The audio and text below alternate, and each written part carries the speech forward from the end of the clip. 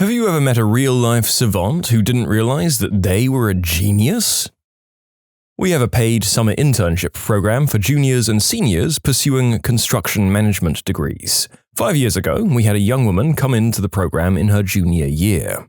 She was very tiny in stature and very quiet, but we soon learned giant in intellect and loud where it counted. The way we operate is each intern will spend 3 weeks on a different project, learning a different role within the organization, then 3 weeks on site as a superintendent intern, 3 weeks on site with safety, 3 with project management, and 3 on site with quality control.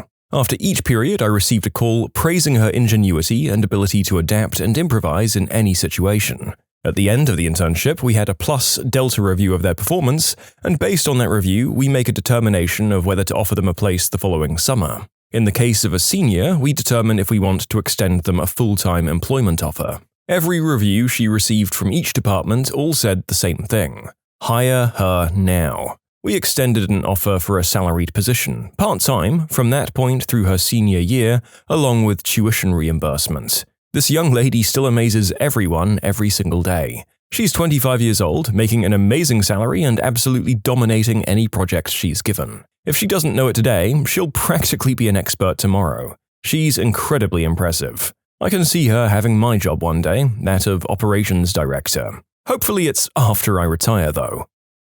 Criminal defense lawyer here. I had a client who was a low-level substance dealer and weapon runner. Most street-level guys have a very different kind of intelligence that doesn't translate all that well to the white-collar world. Many of my clients ask to read case law, and I've only really met one of them who could digest it and discuss it intelligently with me. This guy. He'd do his own research from the jail, which isn't uncommon, but this guy did it well and would actually send me relevant cases that were helpful to the issues in his case. And when I explained to him why some were not helpful, he got it. He asked good questions and used that discussion to inform future research. There are a lot of inmates who consider themselves jailhouse lawyers, and this guy was smart enough to actually be one. I think about him a lot, and I wonder what his life would have been like if he was fortunate enough to be afforded the same opportunities during childhood that I enjoyed.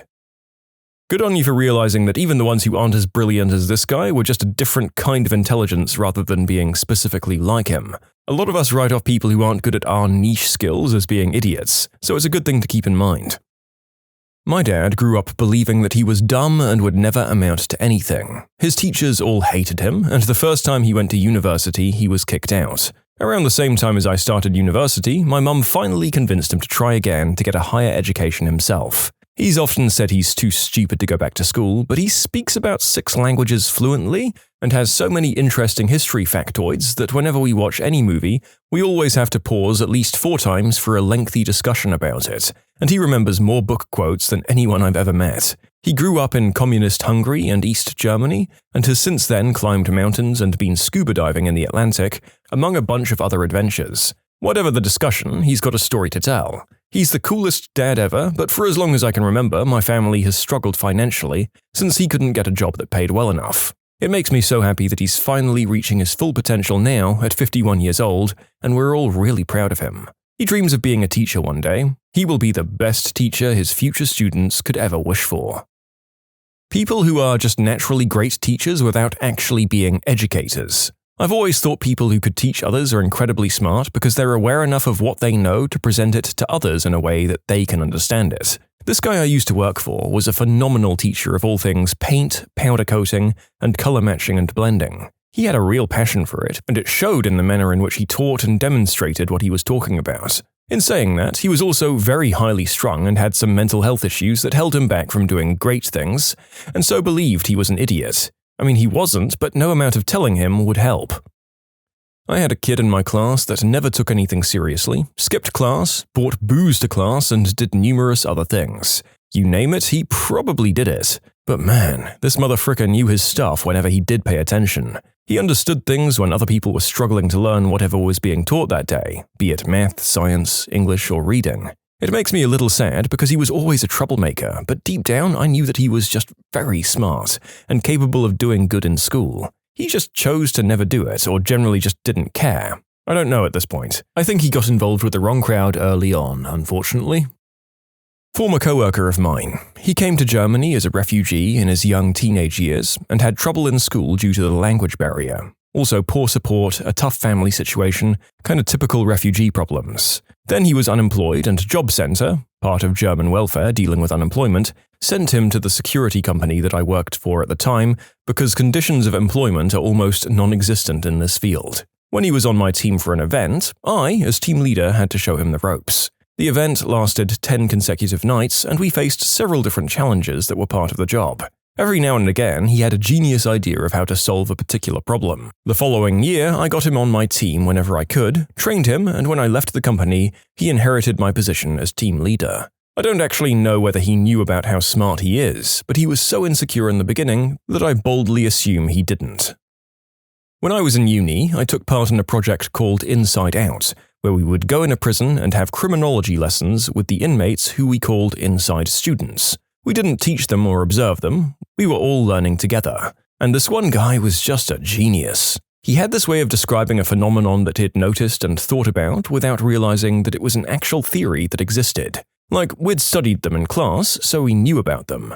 But he'd just come up with it from personal experience. From labeling theory to functionalism, he had just outlined them like he'd thought of them in the shower. It was extraordinary. He was also a bit unstable and prone to bursts of anger, often towards himself. He seemed to become frustrated very easily if he couldn't explain or understand something perfectly. And then one day he just stopped showing up. I ended up talking to the guards, who told me that he felt like he was too stupid for the class. Seriously, he was convinced that we were all smarter than he was, and that he wouldn't be able to keep up. I don't know if they ever did, but we asked the guards and a few inside students if they'd tell him that we loved studying with him, that he was starting really interesting discussions and that his observations always made us think more deeply, that his presence made the class better. And just to be clear, I don't mean to say that he was smart for someone in prison. This guy was a genius. Everyone but him knew that he was by far the most intelligent person in the room, but he didn't see it. We were told that they'd ask if he could participate the following year, and I really hoped that he did. As a teen, I worked for a video rental place, like Blockbuster, but not. My manager spoke 5 languages and did all of the accounts without the need of a calculator. I asked him why he was just a manager at a movie rental place. He could be making a lot of money doing anything else. He told me, "Making less money is the price of my happiness." That always stuck with me. Someone mentioned this already, but people who can easily teach others complex systems or ideas. My husband is one such person.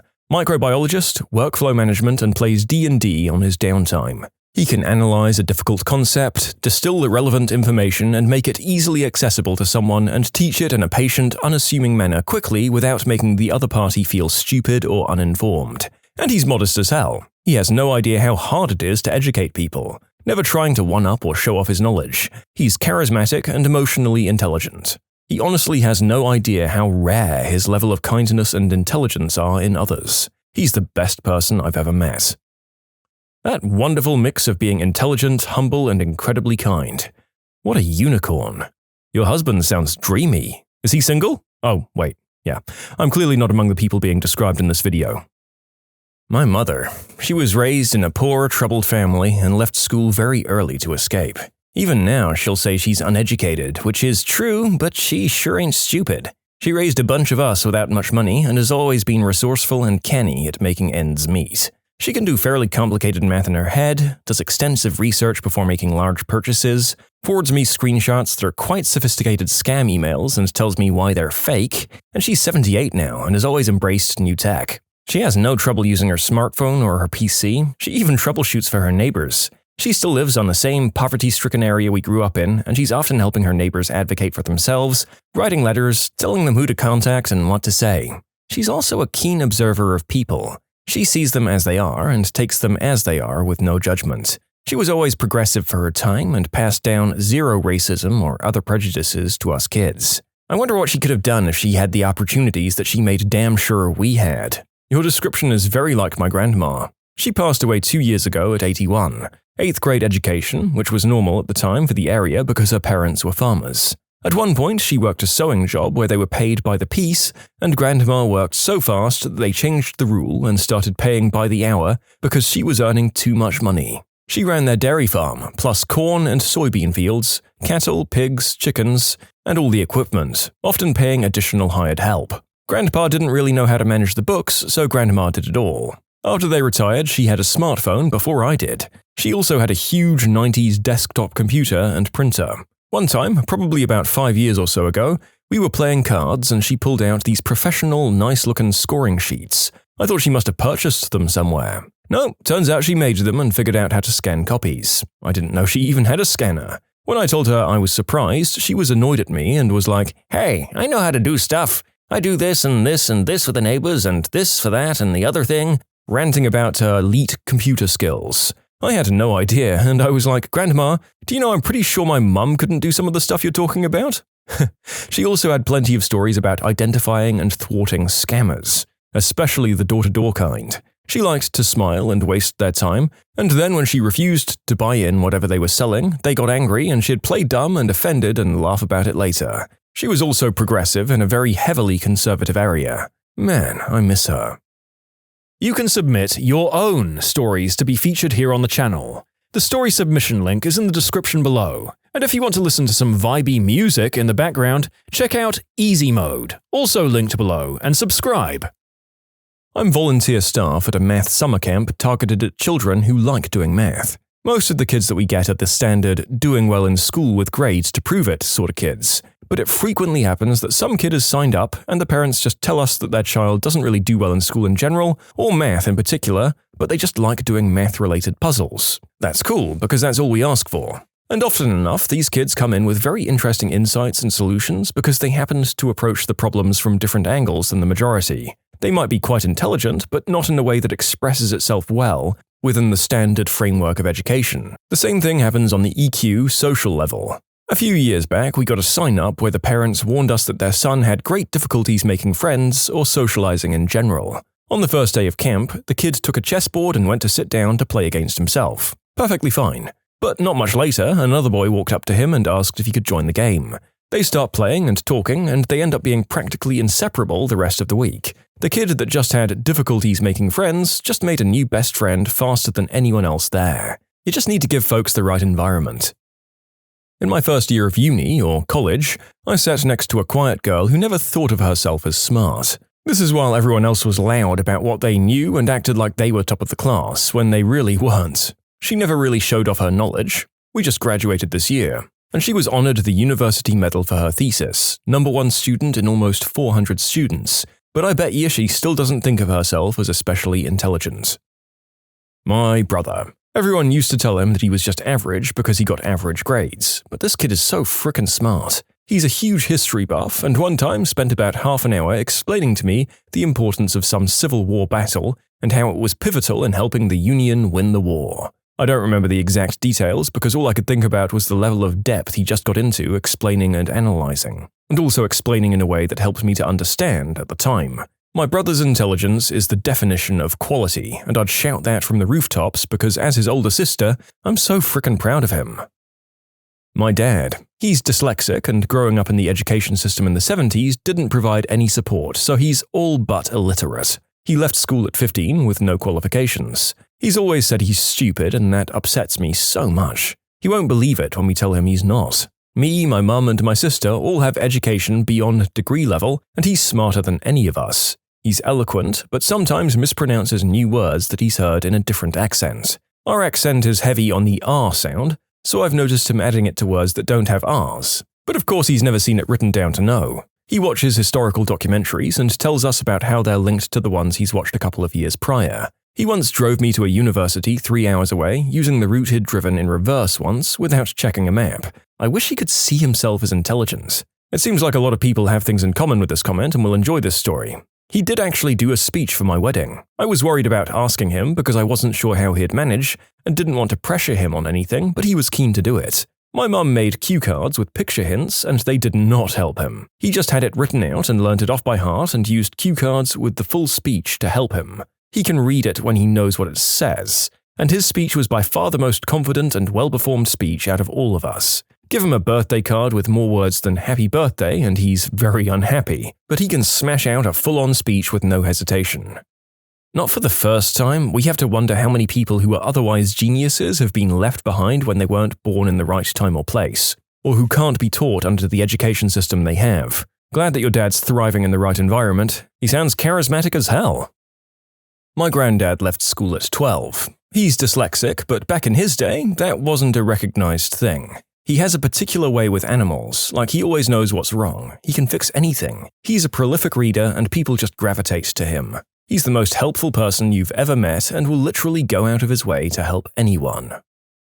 My mum's boyfriend. We have a variety of specialists in my family, from medicine to art to education to software. We go around the table at family gatherings and try to stump him with questions. He's never gotten one wrong to date. He just knows everything about everything. Obviously has a photographic memory, reads voraciously, and delivers car parts for a living.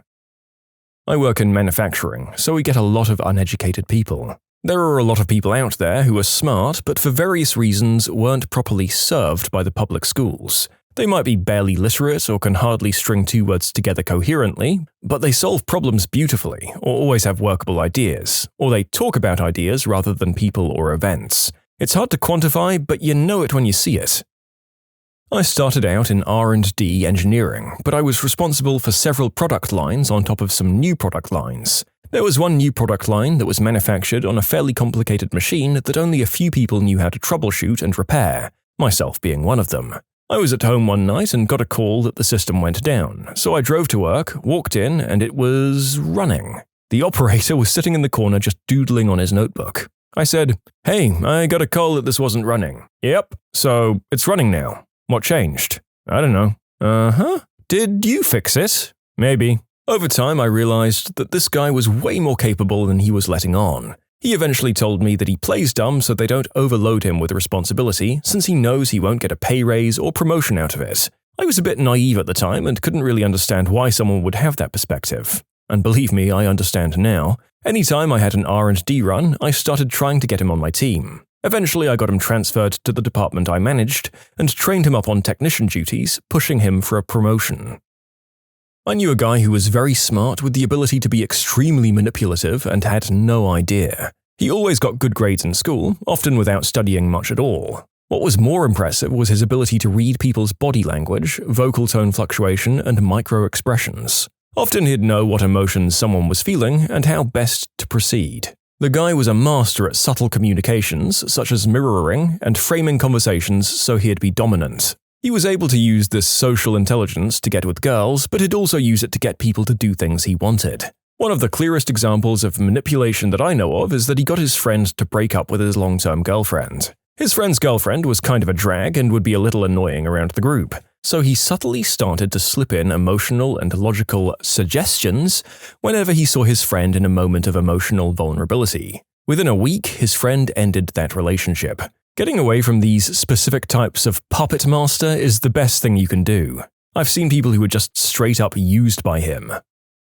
I grew up with a kid who was one of the smartest people that I ever met. He was in all the excelled classes, a straight-A student. Academics came so easily to this guy. He could have gone to any college he wanted. Well, he just couldn't stay out of trouble, living the thug life, selling substances, and running with wannabe gangsters. It's been 20 or so years since we've been out of high school, and he's done a few stints in prison, still lives with his parents, makes a meager living selling green herb, and it's crazy seeing so much potential lost. The people that strike me are the ones that eliminate the wrong conclusions, somehow, before solving an answer. The wrong conclusions just don't dawn on them. I met a lady that went to an Ivy League school. She could talk to you and hold a nice conversation. She could then turn around and talk to someone else at a higher level. Then, when asked a technical question out of her field of expertise, she could give you a complex answer. She spoke to people on whatever level they were speaking on. I have a friend of the family that took every class at a community college before going on to get his degree. He retained all of that information. Interestingly, he liked to speak in basic terms and hold everyday conversations. If he got shunned at a party, he would initially ignore it and keep hanging out with you. Eventually, as the people who shunned him came to a point where they had to stop their conversation, he'd butt in. They often couldn't figure out the answer to what they were talking about. He would just chime in with a smile and explain the rest of the concept to them. Then he'd turn back to you and keep bullcrapping. I've seen him do that multiple times. My friend in high school thinks that he's dumb, but he has an absolutely phenomenal knowledge of politics and the legal economic system. He has dyslexia, but you wouldn't be able to tell because he reads more seamlessly than most of the rest of us. I wish he would recognize how smart he is, because I think he doesn't aim as high as he could achieve because he doesn't think that he's smart enough. My current girlfriend is actually extremely smart. Her intuition is very good with people. Her problem-solving skills are impressive in situations where she's comfortable, and she has a very deep understanding of the human psyche. But her mother has been gaslighting her since childhood, trying to keep her fully reliant on her. I've held my tongue at points just to try and not be that boyfriend that ruins a relationship, but instead just showing her how smart she really is and where she might have a weak point that I might be able to help with. I've walked her through my thought process, and she picks it up very quickly. I always wonder how far she could be at this point in her life had her mother just supported her instead of tearing her down. But just in the short time I've been dating her, I've seen her grow a lot. And I'm very excited to see where she can soar off to. I just hope that she takes me with her. Doctors and nurses of Reddit who have delivered babies to mothers who clearly cheated on their husbands. What was that like? We had a very sweet, blonde-haired, blue-eyed mom and dad along with their entire extended family in the room for a delivery one busy afternoon at work. Think aunts, uncles, cousins, grandma, and grandpa too. The baby's born, and as the doctor places her on the mom's chest, the first words out of her mouth are, "That's not my baby! That's not my baby!" The baby in question, still attached at the umbilical cord, has beautiful, dark, curly black hair and dark skin. The nurse looks at her and tells her that this is definitely her baby because she's still attached to you. And she, not so quietly, tells the nurse, "There's no way! I never slept with a black man. It's not mine." The father is standing there silent, not sure what to do. A long, awkward silence fills the room. We clean her and the baby up as cheerfully as we can. We see the extended family filter out of the room, and the father leaves to get a cigarette. About 10 minutes later, a tall black guy walks up to our front desk asking how to get to the patient in question's room. Okay, I am a nurse, but this story isn't about a birth I witnessed, it was my own birth. And although my mother definitely didn't cheat, all the midwives were convinced she had. For background, my mother's white and got married young to another white guy. Actually forced to by my grandparents who were horrified since she was living in sin. Their relationship petered out and they separated, but remained very good friends. Then she met my father, a black man, and began a relationship with him. Mum was still married at the time. Neither her nor her husband were in a hurry to get divorced, and he became good friends with Mum's new partner, my dad. Mum got pregnant with me. Time moves along. She goes into labor and needs to head to the hospital. Dad was working and couldn't make it home in time to get her there. So, still being good friends with the husband, she rings him and he comes around to drive her to the hospital and decides to hang out until I'm born. After an hour or so, Dad arrives. He was freaking out a bit, so his best friend, who was another black guy, drove him because Dad didn't trust himself. They arrive at the hospital right as Mom is ready to deliver. The midwives come out to the waiting room and grab the husband to be there when the baby's born. They knew that my mom's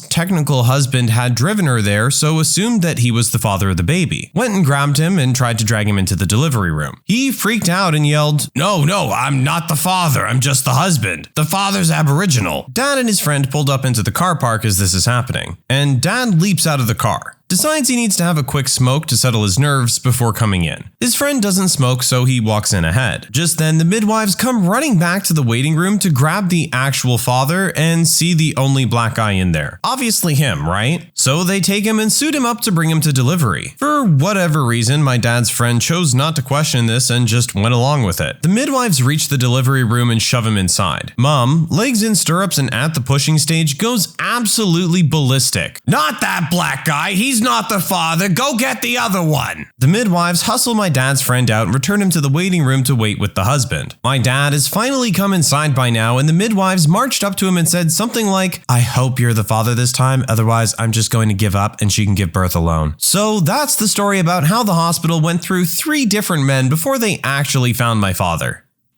Consulted a couple who were expecting a baby and were confused about how she had chlamydia. Again, turns out they both had chlamydia. Both got treated and continued doing their thing. She could not get her head around how she had it again if he was the only guy she had slept with. He just looked very sheepish as I tried to subtly explain maybe he had caught it from elsewhere and passed it on. Took a long time for the penny to drop. One of those couples where you realize the kid won't get any help with their science homework from their parents.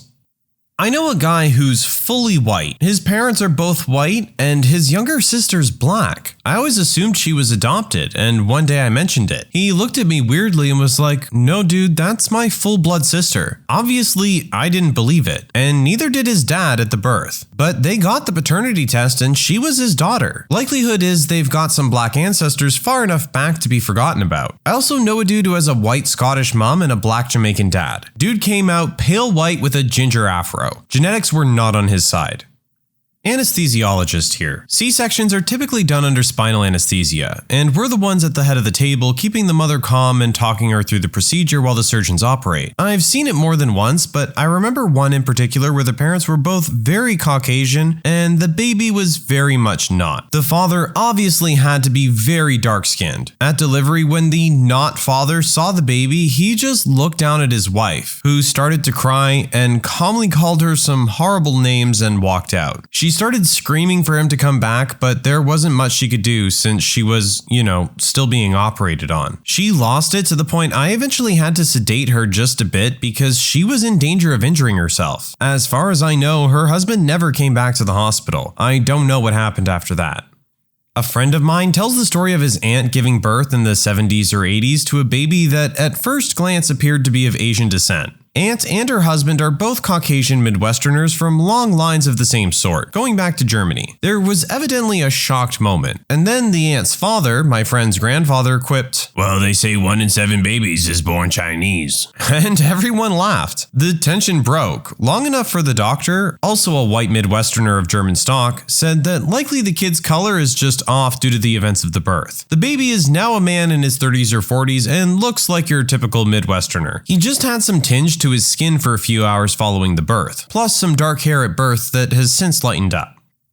I had a case where the newborn had chlamydia. Got it from the mom, obviously. So the mom admits that she was cheating on the dad, because there's no way to explain that one. Except the dad was cheating too, with the other guy's girlfriend. And all 4 of them had chlamydia and no idea who had it first. They also had no idea who the actual dad was. That was a rodeo. My brother had a surprise baby this way. He and a coworker had a one-night stand while she was broken up with her ex. She gets back with her ex, ends up pregnant. Flash forward to the delivery day. The day my brother sends me a picture of a random baby out of the blue and says, "I think I'm a dad." She's white, her boyfriend is black, my brother is white. Baby came out looking very, very white. I don't know how it went down in the hospital room, but I know they separated very soon after. My brother went to visit her in the hospital and asked if she would let him take a paternity test. She agreed and it came back positive a week later. And that's how I got my surprise nephew. I'm of Irish descent, extremely pale, freckled, wavy dark hair, and darker green eyes. My husband is half Native American, half German, dark hair, and slightly wavy as well. My daughter came out with light brown curly hair and ever so slight strawberry blonde pieces mixed throughout. Curls for days. And the nurse goes, "Wow, where did you get that hair?" Knowing I had similar color as a baby and my mother has kinky curly hair, my husband in a room full of nurses goes, "I don't know, poster, where did she get that hair?" I could have killed him. Not a nurse, but my wife is, and I hear everything. A woman was delivering her white ex-husband's baby with her new black boyfriend beside her. And after the baby came out and had his foot stamped with the ink pad, the boyfriend pointed to the black foot and said, "Aw, he's got my feet." I guess it's off topic, but I laughed when she told me. My brother married a half Korean, half white woman who had 3 girls to the same Mexican guy. The first looks Latina. The second looks Pacific Islander. The third girl has platinum blonde hair and icy blue eyes. They look nothing alike, and yet if you look at their lineage, it all makes sense. I don't know if this ever caused any issues between her and her ex, but I could understand if an eyebrow was raised in the third one. Now she is a 4th girl with my brother, and she looks nothing like the other 3. Just standard brown hair, brown-eyed white girl. Not a delivery nurse, but I have to share. My friend Sarah was pregnant and her boyfriend flaked out and was not in the picture. So her other friend Eric and I took it upon ourselves to be there for her during the pregnancy. When she was having an ultrasound, we were both there in the room with her. As the tech is showing us the baby's face, we're saying things like, "Dude, that's totally your nose. Look, that can't be my chin," and things like that. Sarah was laughing and the bewildered tech was looking at the three of us, probably making comparisons herself. I ended up working with that tech years later. One day she said, "So, out of curiosity, who was the father?" I'm a nurse. I've seen quite a few situations where dad turns out not to be dad, but never because of the color of the newborn. I have, however, seen an absolute ton of kids who are born and don't look like the same ethnicity as their parents for days, or sometimes a couple weeks. Babies often look darker when they're born. Just saying, some of these anecdotal stories might not necessarily be true. I had a female patient come in with abdominal pain. Pregnancy test was positive. She was with her husband, who evidently had a vasectomy about a year prior. I slowly backed out of the room after that one. I know it's possible, just improbable. Obligatory, not a doctor or nurse, but both my parents have blonde hair, and when I was born, my hair was strawberry blonde. My paternal grandparents lost their heads and accused my mom of cheating because red-tinted hair didn't run in their family. However, it ran in my mom's family with a redhead popping up every now and then. My paternal grandparents didn't know that. They just really hated my mom, so looked for excuses to drag her down. It wasn't until I stopped looking like a potato, as most newborns do, and started looking like a person when my dad's family features came through enough to make them apologize to my mom. A friend of mine, white guy, never knew who his father was, got married and had a kid with a white girl. Kid came out black, so he opted for a paternity test rather than walking away, and it was indeed his son. So he took a genetics test a couple years later and it turns out he's half African. Had a patient come into the ER for a UTI with her boyfriend of 3 months. His words. She was 19, acting extremely dramatic for just having a UTI. We tell her we need urine. She urges us to cath her, which is really unusual, but says she can't pee. So me and another nurse assume the position to put in a catheter with her lying on the gurney. At this point, the nurse screams, "Call L&D, she's crowning!" L&D nurse gets in just in time to grab the child as it shoots out into her hands and is a living, breathing baby. The girl swears she had no idea she was pregnant. They wheel her off to postpartum and the guy is just kind of left standing there, dumbstruck. "We've only been dating for 4 months. I had no idea she was pregnant. She never mentioned it at all." All with his head just buried in his knees while he was sitting on the floor against the hallway wall. I felt so bad for the guy. Okay, so story from a friend of my brother's. She worked as a nurse and a woman and her husband came in. They were both white, and she's delivering a child that was black. The husband immediately starts saying WTF, while she's going on and on about dormant traits and everything. He orders a DNA test. While this is going on, her mother and stepdad show up. The stepdad is black. After the testing is done, the DNA test ends up showing that the baby is the stepdad's. Her husband instantly dropped her and cut ties. It's sometimes best not to leap to conclusions too quickly. When I was born, my skin was a little blue. Thankfully, my dad didn't get angry and accuse my mom of screwing around with a Smurf. Not a doctor or nurse, but in undergrad I had a buddy, Caucasian, who'd been dating the same girl, also Caucasian, for quite a while. She gets pregnant and he proposes. Fast forward a few months and both families are eagerly waiting at the hospital to greet the baby. The baby comes out black. Everyone's in shock. Girls frantically trying to convince everyone that there's been a misunderstanding. My buddy calls off the engagement immediately, returned the ring, and never looked back.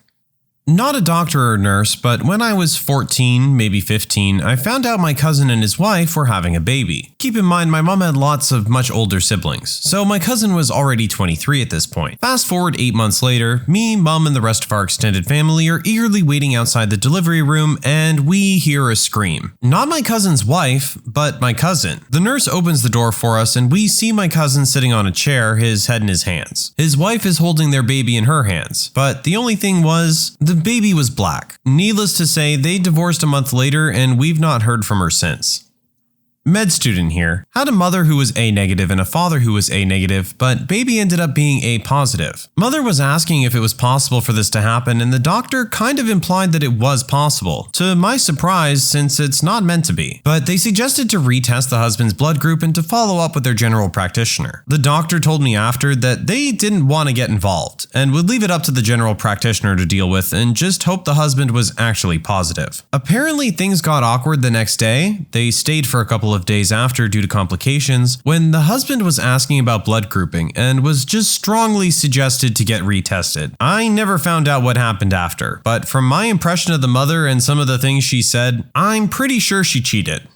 My wife's best friend is a doctor who delivers babies, so I have a couple of stories for you. She delivered one baby where the father and mother were acting really awkward, but he was around during labor, and when it came time to push, the man just walked out and left the room. Apparently, the issue was they were just friends, and he lived in another state with his wife and kids. Another woman had an affair with her cousin's husband and got pregnant, calling him her fiancé. Her husband died during this period, and it prompted her to go out and sleep with a few other one-night stands. At this point, she was exploring other alternatives, but was turned away because she was overweight and hypertensive, making the procedure too risky. She never followed up with the doctor and gained weight to over 400 pounds. It was too late for any other options at this point, and she'd been taking medication for the hypertensive thing, and the medication can cause death or deformities. When she delivered, it took the entire staff to prevent her from having a stroke. And the baby's kidneys, do they work? No one knows. Most of the stories are that the man cheated. If the mother cheats, there's no real reason to bring it up, so they don't really know. Lots of telling a mother who has only slept with one man that she and her baby have chlamydia. No weird stories of white babies to black parents or vice versa.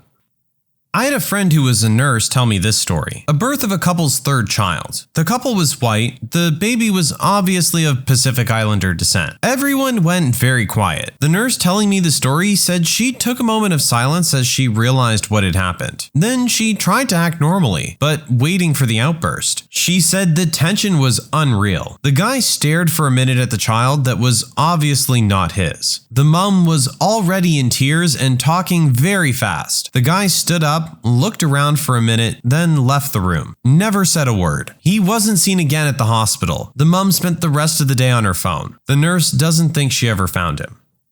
I got a weird one. My previous neighbor was a nurse and delivered one where my buddy of mine was involved. A buddy of mine she knew came in with his girlfriend who was in labor. My buddy was clearly not keen on having a kid, but the mother wanted to go through with it and was madly in love with my buddy to a point that it was obsession. So the girlfriend decided to keep it in order to keep him around. The girlfriend was properly paranoid, delusional, and an abusive head case that made my buddy's life hell for 18 months. He was at the point where I genuinely thought he might just run away or slip into depression because of this woman. She insisted it was his and was expecting him to either marry her or, in her words to one of my mutual friends, "If he won't love me, I'll just take him for all his money for the next 18 years. My neighbor said he looked like death in the waiting room while the baby was being delivered. The baby comes out, my buddy and the girl, who are both English-Irish heritage, looked and saw a Pacific Islander baby. Turns out the girlfriend was sleeping with one of the local rugby players on the down low, and he ended up knocking her up. My neighbor said she had never seen someone who looked so emotionally and mentally broken do such a 180 in less than a minute. My neighbor looked back at him as he walked out of the room laughing maniacally with joy. He looked at my neighbor and said, "That's not mine. Thank heck, I'm free." She said he was spotted dancing down the hallway to the exit. My buddy's doing okay now. He has a very nice South African girlfriend who he's been with for 3 years. They're looking to buy a house together and get married soon. His ex is now living with her parents in a small granny shack with the kid. The Pacific Islander baby daddy went MIA, and last I heard is suspected to be hiding out on some island in his native Fiji. Can't blame the guy for leaving, and I personally hope he's never found.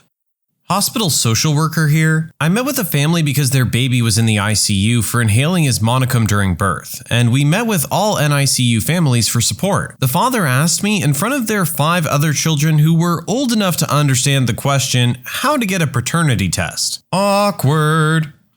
I don't know about the delivery part necessarily, but the birth certificate part can be awkward. In Louisiana, if you're married or have been divorced for less than 300 days, the husband/ex-husband goes on the birth certificate unless there's a DNA test proving who the father is with a form signed by the mother, the husband, and the actual father. Many divorced women don't realize that and have a baby with someone else. It's a shock to find out legally, your ex-husband is still the baby's father unless you get all that other stuff sorted. Midwife from Australia here. Craziest delivery I ever attended was a girl who was pregnant 17 times with 15 live children as a result of those pregnancies. And 3 different dads turned up over the short course of her labor with baby number 15. They proceeded to have a fist fight about who was the real father, and I had to call security to escort them out. That followed with a call to child services.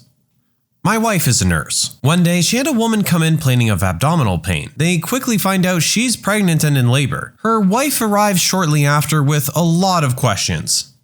This is my granddad's story. He was a gyno. It must have been in the 70s when a married white couple came into the hospital with a woman in labor. Baby's born, my granddad is called to cut the cord. But the baby's all gray. The nurse is in terror and holds the baby upside down and smacks it on the butt, as was custom to clear the airways, and is almost in tears. "Doctor, the baby's only getting darker and darker. I don't think it's getting enough oxygen." My granddad, having worked in the field for a long time at that point, just started smiling, took the baby and said, "I think a good bath will do just fine," and proceeded to wash all the blood and fluids from birth off the baby, revealing a healthy and half-black child. He used to tell that story all the time when I was a kid. He said the husband just stormed out and it was a huge scandal in their village. Since it was Germany in the 70s in a rural area, there weren't that many candidates for the father either.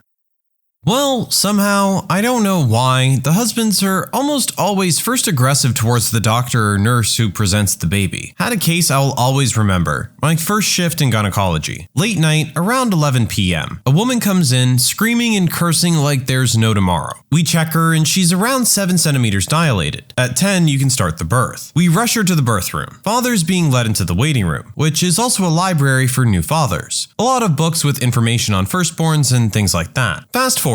Woman gives birth, she goes to the recuperating room, husband goes to her, both eagerly awaiting for the baby to be presented. My boss, who's one sadistic guy, hands me the baby and tells me to go present it. Did I forget to mention that the baby was black? Oh, and the mother was a snow white skinned redhead, and the father, well, blue eyes and blonde hair. There was absolutely no way that I could justify that amount of meddling. I bite the bullet, take the little lad, and head off. I enter the room. The father's standing up, he sees that the baby is black. He looks at his wife, looks at the baby, looks at my face. My face tells him, yes, there's no mistake here, and he loses it. Weirdly enough, his anger is not focused on the wife, but on me and the baby, the two unlucky bastards who had nothing to do with the betrayal or any of that. The husband starts throwing newspapers and books at me and the baby, shouting, "Get him away, that's a mistake." Not in a racist way or anything, just the man was in shock, and kept backing up towards the wall like a cornered animal trying to run away from a predator. In this case, he was just cornered by a dreadful fact, the one that he's not the father. Me and the baby managed to escape with just a bruise on my forehead. Bibles travel faster than any other books through air.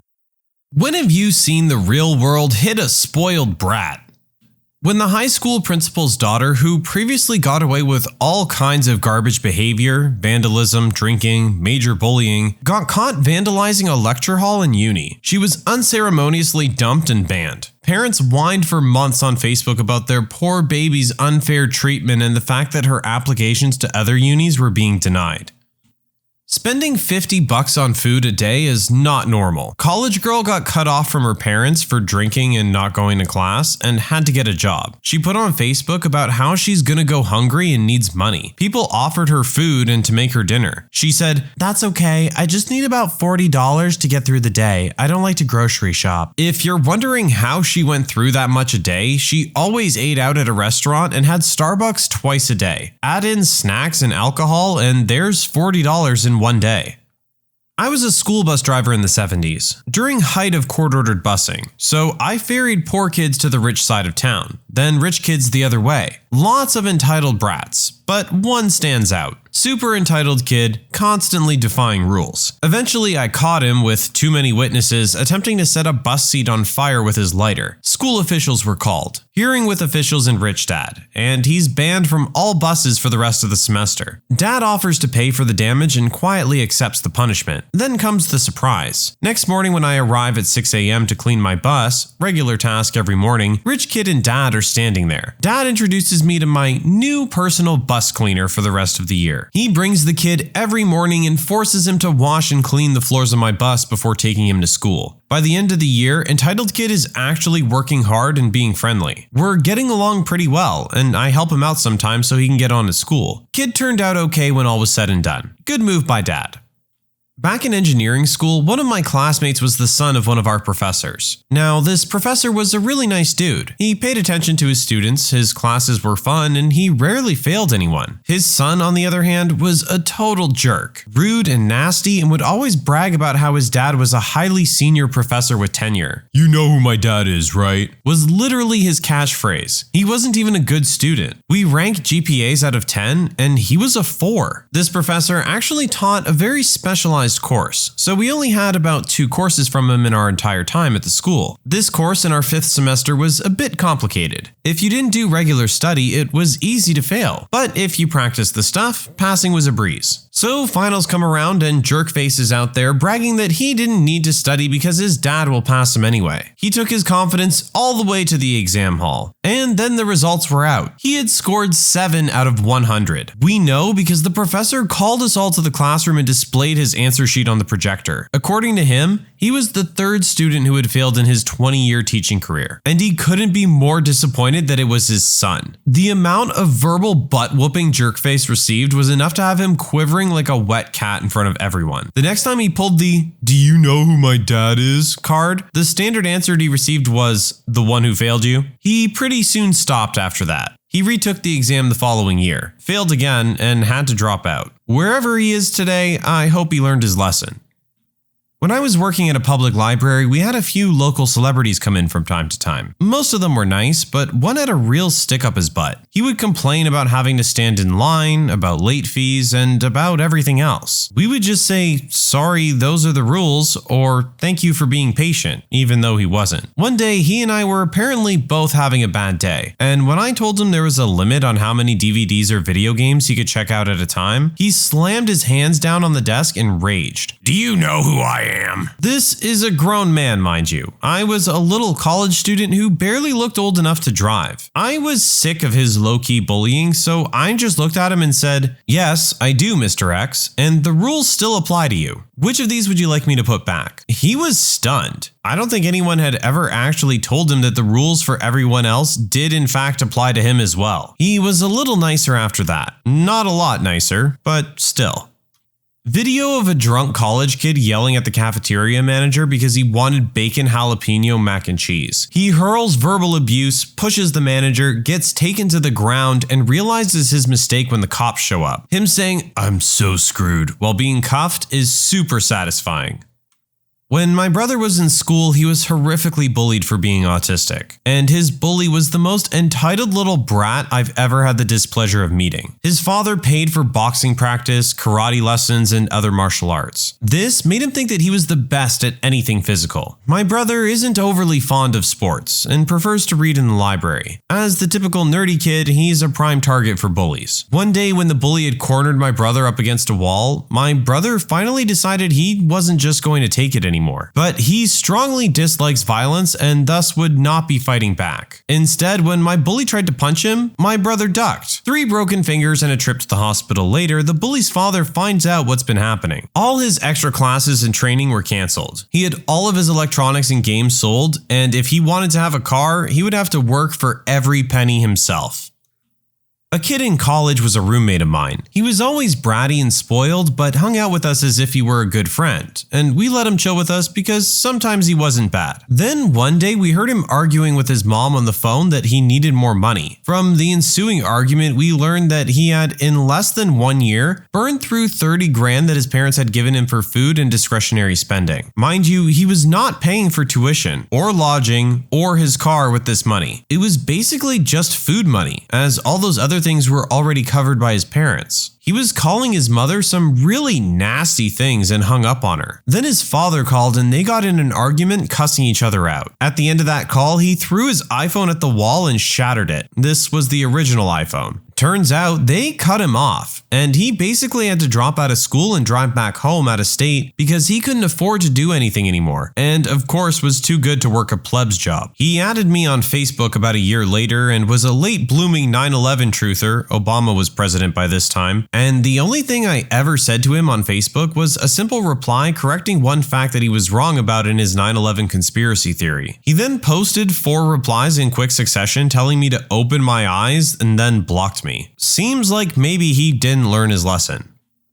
Simple and pure example for my part. There was only one coffee shop on my campus, operating out of the library building, and it was always crowded. So you pretty quickly learned that if you wanted coffee before class, you got there 20 minutes early, grabbed a newspaper, I'm old, sue me, and took your time. It was always funny watching incoming freshmen crowd the line 5 minutes before their 8 a.m. and slowly filter out in despair as they realized there was absolutely no way that they were reaching that sweet Sumatra nirvana in time. Cue this little freshman girl, dressed in classic campus t-shirt, jean shorts, blonde ponytail coming out of the ball cap starter pack, walking up, assessing the line stretching out the door, and boldly deciding to just sorta skip it. Now, the baristas were usually pretty cool with people skipping for simple things, dropping down a quarter for some Scantrons or a buck for a cookie, anything that didn't require interaction. Not this girl. She caught the barista's attention while the previous customer was still paying, and went, "Hi, yeah, can I get a latte please? Like, really quickly?" The line starts back there," replied the now slightly confused girl behind the counter. "But I have class," whined the freshman. There was an awkward pause before the barista responded, "You're on a college campus. Are you freaking serious? Why do you think all these people are here? Back of the line."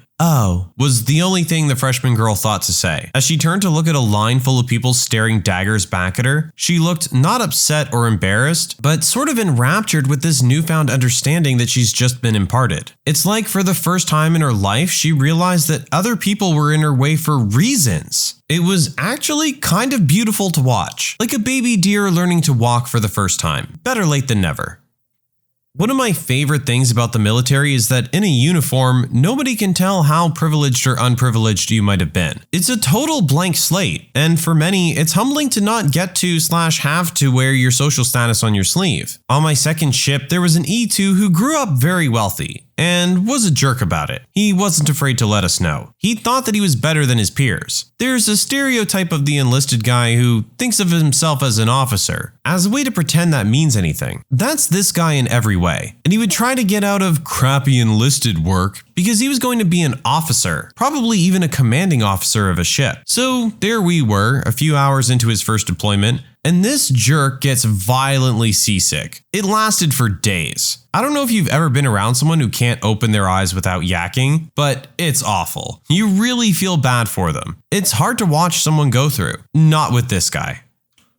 I'll admit that I was a bit spoiled growing up, though I didn't think I was a brat. My mom had a maid that came in several times a week. When I went to college, several things were very different for me. I knew how to clean up after myself, but cleaning a bathroom was completely new. The biggest shock was laundry. I had absolutely no idea what I was doing or how. I knew I was supposed to use detergent and softener, but I thought any soap would do, and didn't know what softener was. I had no idea how or when to add them either. Reality hit when a campus security guard came in and I asked how much of the dish soap I was supposed to use, and the man started laughing. He did help me get the right soap after and explained how to operate a washer dryer. I used to repair trails for the Forest Service, and I wouldn't call anybody a brat necessarily, but we're all pretty spoiled when it comes to manual labor and sleeping on the ground. On day one, the bush plane flies the crew out to a grass airstrip about 40 miles east of town. Then you shoulder your pack, grab an axe and a shovel, and start hiking up the canyon, usually in the rain. Until you watch that plane disappear over the ridge, it's hard to imagine what you've signed up for. Hard labor all day, every day. Working, cooking, and camping in the rain that whole first month. No phone, no mail, no roof. And if you forgot something, you'll just have to live without it until the road opens in July. Wolves and mountain lions circle the camp at night. Sometimes bears come for your food. Everybody struggles for the first month. You'd see the kid who'd been the hard guy on his high school football team start to sit through lunch with his head in his hands just licked. Guys who are in the 1,000-pound club at their gym slumped up against a tree all evening, eating peanut butter for dinner because they were too beat to cook. Demanding as the job was, it wasn't really a physical issue. The best workers on the crew were hippie Jesus types with noodle arms who read Marcus Aurelius around the campfire at night. They just took everything as it came because no matter what, it just kept coming. Them and the Mormon ranch kids. I don't know how those kids came up, but nothing brought them down. In high school, one guy was a real jerk to everyone, and he had no sense of anyone but himself, and everyone kissed his butt because he was not only valedictorian of his class, but also star football, basketball, tennis, and track star. He was top dog for all the extracurriculars as well. He made my best friend cry multiple times just being a jerk towards her, and she had the unfortunate luck of being in his grade. He was also known as a player, just dating whoever he felt was hot enough for him, but would also put out for him. He honestly thought that nothing bad could ever happen to him because he was just that special. He graduated high school and went to his school of choice and immediately came out as gay on social media. Not long after that, he got his first boyfriend. Before the semester was even finished, his boyfriend cheated on him and he flunked out of his college and ended up having to go to another school. Last time I saw him, he was super polite and seemed to be rather humbled by his experience outside of our tiny town.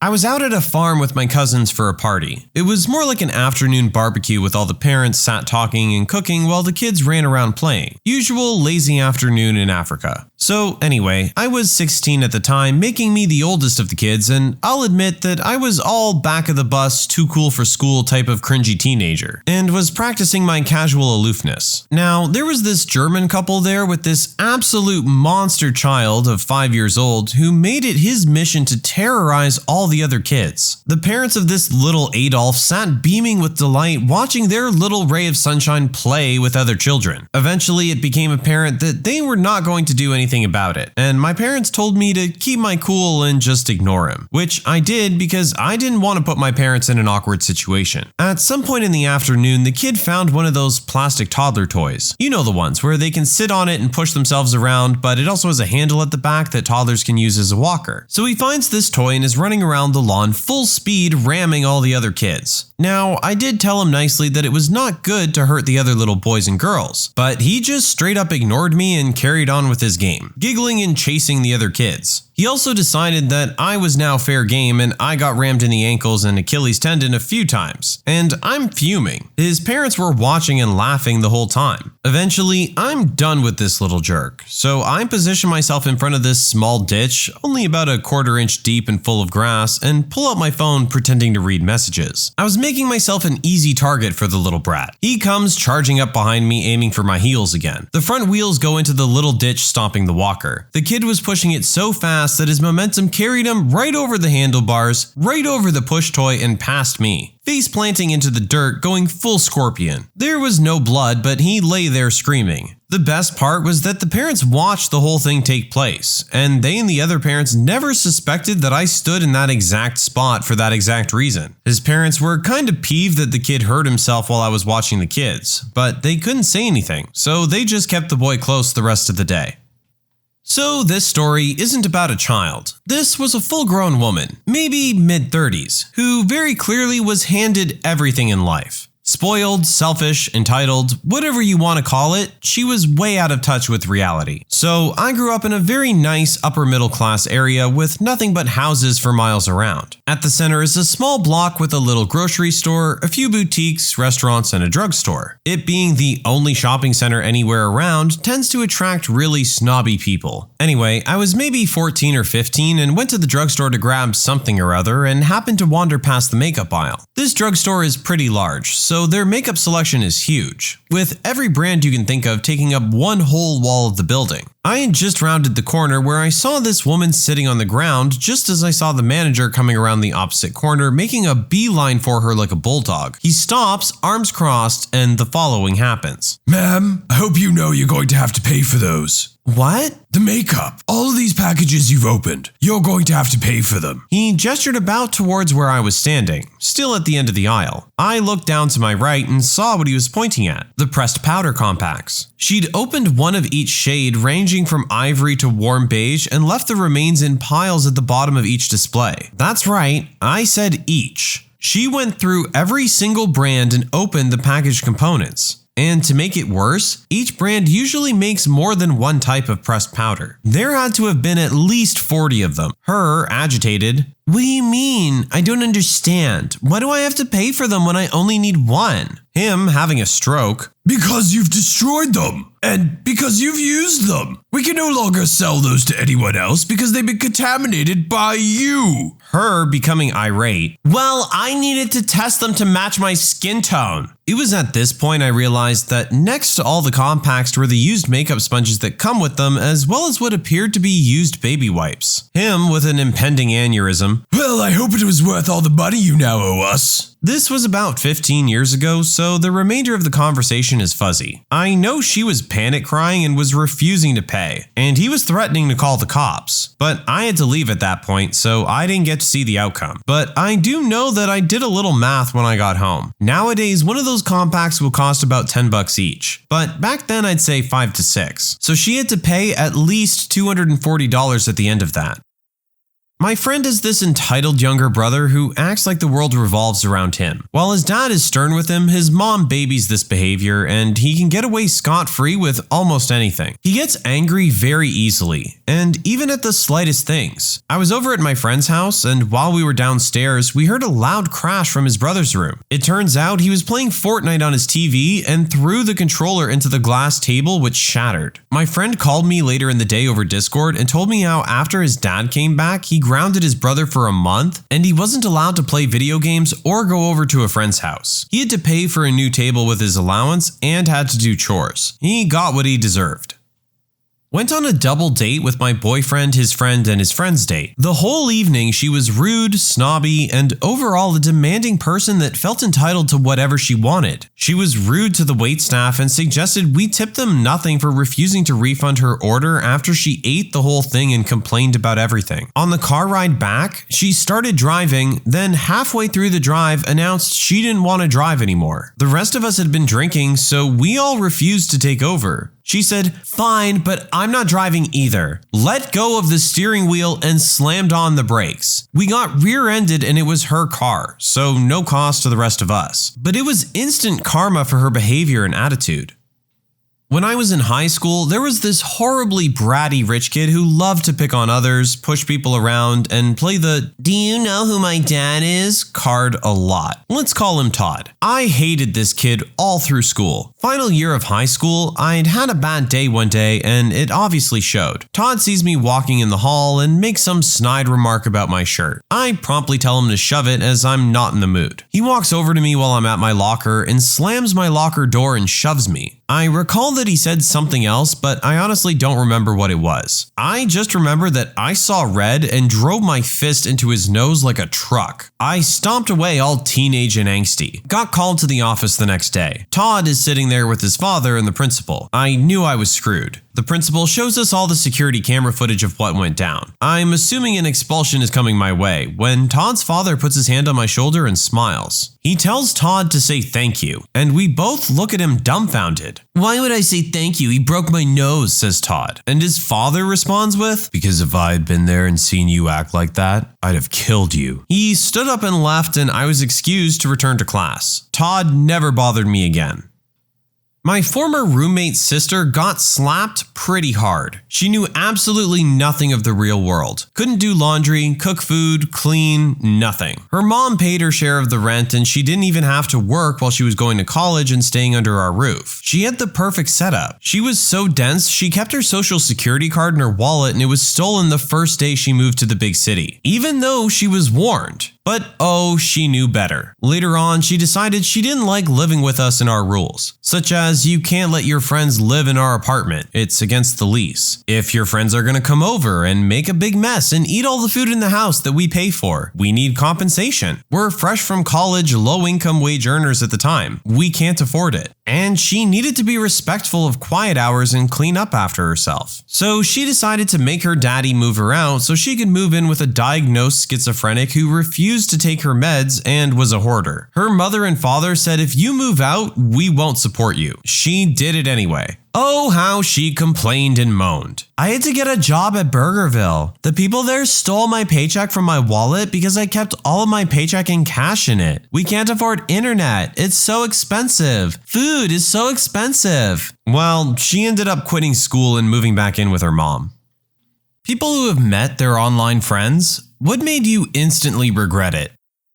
Met my best friend at the time on League of Legends. After talking every day for 3 years, I ended up moving to a state much closer to him, so we decided to finally meet. We talked about all the things we'd do together and how awesome it would be. I loved him so much. He was there for me through so much and was a wonderful friend. He had a new girlfriend at the time of our meetup and he brought her along with him. I had no problem with this because I'd love to meet the woman who makes him happy. It was abundantly clear from the get-go that she wasn't a real big fan of me. I did my best to be kind and still had tons of fun. I didn't hear from my friend much after that. A mutual good friend of ours messaged me, and when I asked about my best friend, they said his girlfriend was telling people that I was basically an awful person for whatever reason. 3 years later and he's engaged to this woman, and I'm happy for him, but I haven't spoken to him in those 3 years. I still miss him every day, and I wish I could be there for him on his wedding day.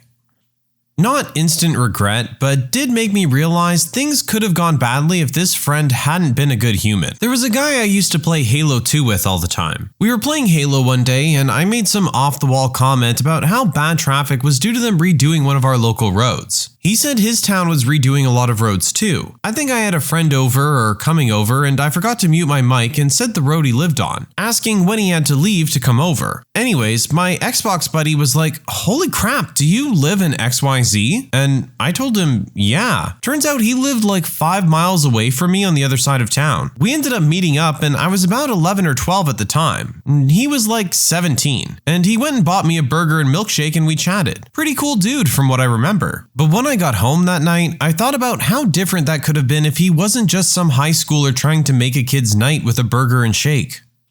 My brother met a girl in person that he'd known for 4 or 5 years online, during which time they kind of had an online relationship. She had brought her friend with her to meet him, and while they were sitting around a table awkwardly making conversation, with my brother apparently quite shocked at how bad she looked in person compared to how she looked online, and having absolutely no interest in her other than as friends, the girl sent her friend a message saying, "Oh my god, get me out of here, he's looking at me like he wants to jump me." But she accidentally sent it to my brother.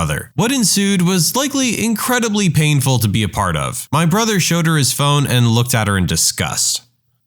Met a girl I really liked on World of Warcraft, but she lived in another country. After a couple of vacations there, it turned into a relationship. I made the decision to move and start a new life there with her. After living there for 4 months, I slowly realized she was crazy as hell. Huge mood swings paired with a lot of aggression. I ended up getting stabbed in the side by her while asleep. Needless to say, after getting out of the hospital, I took the first plane back home. She's still in a psychiatric hospital.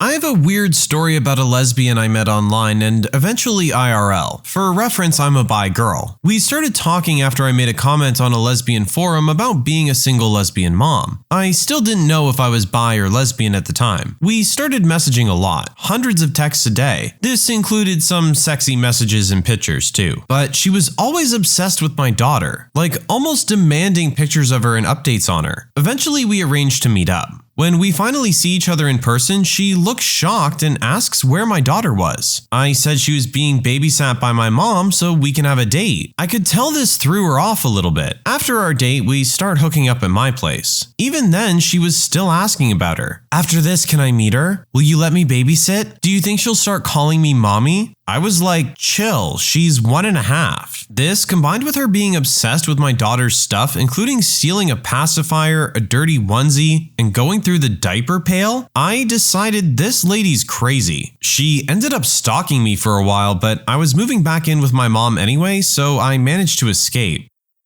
I was 13 and had a 20-year-old pen pal in Hong Kong, both of us female. We met on Tumblr and emailed each other regularly. My parents were CC'd in all of our correspondence, and we basically just talked about our cultures. About a year of us talking went by, and she said that her university allowed her to study abroad in Europe for a semester, and she chose my country. Fun! I was excited! However, some time went by and our friendship kind of faded, to the point where I had forgotten she was even coming to my country. About 2 weeks before she was supposed to come, she emailed me that her student accommodation had to be cleaned out, so she couldn't access it on the night she arrived. She needed a place to stay for 1 night. I asked my mom and she agreed to pick her up from the airport with me and that she could stay with us for 1 night. I mean, we trusted this girl. I was very open about my friendship with her. We had pictures and everything. So 2 weeks later, we pick her up from the airport, and we didn't click. She kind of annoyed me, but it was late and so we just went home. We get home and get her settled. We went up to my room and she gave me some presents and we chat a little bit. She then says, "Thanks for letting me stay here this semester." Huh? Excuse me? This semester? I asked her like, what do you mean? You can stay here tonight. We can see each other during the weekends if you want to hang out, but you can't stay here. She goes quiet. We go to sleep. At this point, I just wanted her to go away, and I got what I wanted. The next morning, I wake up and she's gone. I don't even know how she got out because we locked the doors at night, but she just vanished. We have special locks that you need a key for to open, and the key was somewhere else in the house. Her suitcase was still there. I tried calling her, but she didn't pick up. She eventually texted me, asking if my mother could drop off her suitcase at a train station 40 minutes away at a certain time. My mother brought the suitcase, and that was that. Never seen her or spoken to her again after that. Now that I think about it, I have a theory about why this went down like it did. She most likely put my address on her visa application as her place of residency during her stay, and needed to stay in my house in case immigration was going to check if she was actually there.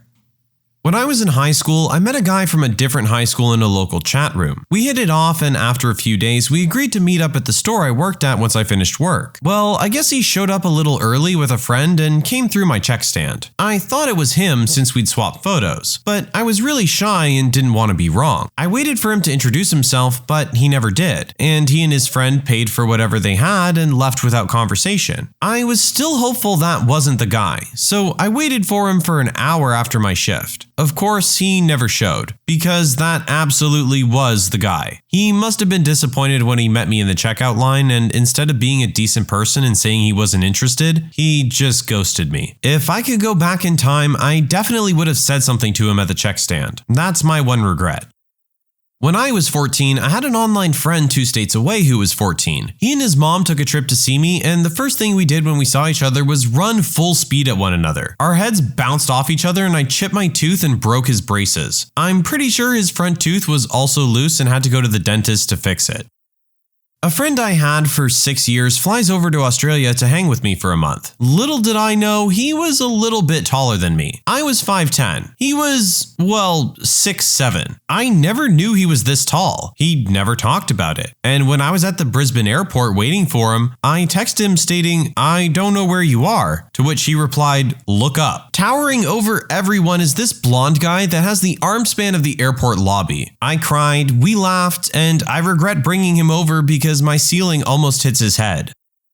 It was my friend Kate who befriended this girl Jessica, who allowed us to come and stay with her when we traveled to the US. Jessica was rude to me instantly and kept my friend away from me. I'd go upstairs and she'd find a reason for them to go downstairs. She had Kate share her bedroom and she'd lock the door for hours, so I'd just go off and do my own thing. We met her 2 odd friends and they both ignored me. When it was time for Kate and I to move on to another state, Jessica insisted on coming with us. The lady we stayed with in another state, Robin, took no crap and called Jessica out on her strange behavior. Jessica proceeded to lock herself in a room and demanded Kate stay in there with her. They were in there all day, and eventually Kate came out and said to me that there's something wrong with Jessica and she's actually scared. Kate and I had plans to stay with another online friend, Matt, in another state, and Jessica demanded we cancel because she doesn't like or trust Matt. We said no, this is our holiday and we've paid for our flights, and Jessica then said she'll come with us, but we can't meet up with Matt. We said no, she cried, and we left. Kate blocked her on everything. Kate's mother called us not long after saying Jessica contacted her crying, saying Kate is in danger and that we abandoned Jessica, and she's so concerned for my friend's safety. It was actually incredibly scary. Kate later found out from another girl, Jane, they all knew each other from a forum, that Jessica had been telling everyone they were in love and had even slept together. I don't know how much of that is true, but I've known Kate for 20 years now, and she's never identified as anything other than straight.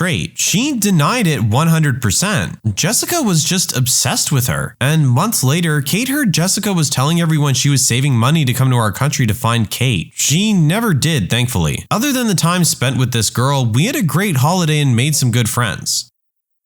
I, 22-year-old female, had a 26-year-old male friend online for 11 years before we met. I'm Canadian and he's American. We met on a role-playing site when we were quite literally still kids and were a massive part of one another's lives, especially during our teenage years. We spoke every day through text, on the phone, had each other on social media. We even knew and sometimes spoke to each other's family and friends in real life. He called me his light and his sister, and I called him my brother. We were family. It would take a whole novel to explain our 11-year friendship and what we've been through together, but I'll just try to make it short by saying he had a very crappy and unstable life, and had a lot of mental health problems. He was a narcissist. I spent many years being his emotional crutch and punching bag, helping him find jobs and being there for his breakdowns. I never broke off the friendship because after all those years, I kind of felt responsible for him. Anyway, last year we finally decided to meet. We were both grown adults and saved money to go on a 10-day trip to a dream destination of mine in the States. I knew this likely would not go well. I knew he was a narcissist, but I just had to meet him. I had to meet my brother, the guy that was there for over a decade. I needed to see him face to face. On this trip, he, 1, abandoned me on a mountain during a hike because he decided he wanted weed. When he came back, I was obviously mad and wanted to go back to our hotel, but he told me to wait for him in the car while he did the hike on his own. I took an Uber home and he returned as well 4 hours later. 2, automatically assumed I'd shell out $300 for him to buy a laptop he wanted without asking me. Just brought me to the store to look around while we waited for our movie to start at the theater and sprung it on me. I refused. And 3, was overall inconsiderate. We only ate at places where he wanted to eat, when he wanted to eat, only did things he wanted to do and not me, despite the trip being my idea, and I missed out on a lot because he just wanted to sit around and do nothing. And so much more. What hurt the most is when I confronted him about it, he told me, "You're not my girlfriend. I don't need your approval or need to change for you to like me." I cut the friendship off and blocked him when we returned home. I also plan on retaking my dream trip one day and doing it properly this time. When I was 19, I jumped on a flight to meet a friend I had known for about 4 or 5 months. We both went through family bereavements and were a shoulder to cry on for each other, via the phone or internet, and we just decided to meet for a few days in a country between us. Until then, everything had been perfect. She was the coolest girl, really smart, the kind of person you want to be around all the time. When we met, things started great, but a day later she confessed, "You're not what I expected." What? 19 years old and not very confident, this knocked me sideways. "I don't know, you just seem different." I never hid who I was before we met and was completely open, and it put a real sour taste on the rest of my time with her. Instead of chatting nonstop and watching Jackass on TV in the hotel at night, we went quiet and straight to sleep, ate in silence. I put as much effort as I could into it, but I still never got to the bottom of how I was different. We went our separate ways, texted for a few days, and then never spoke again.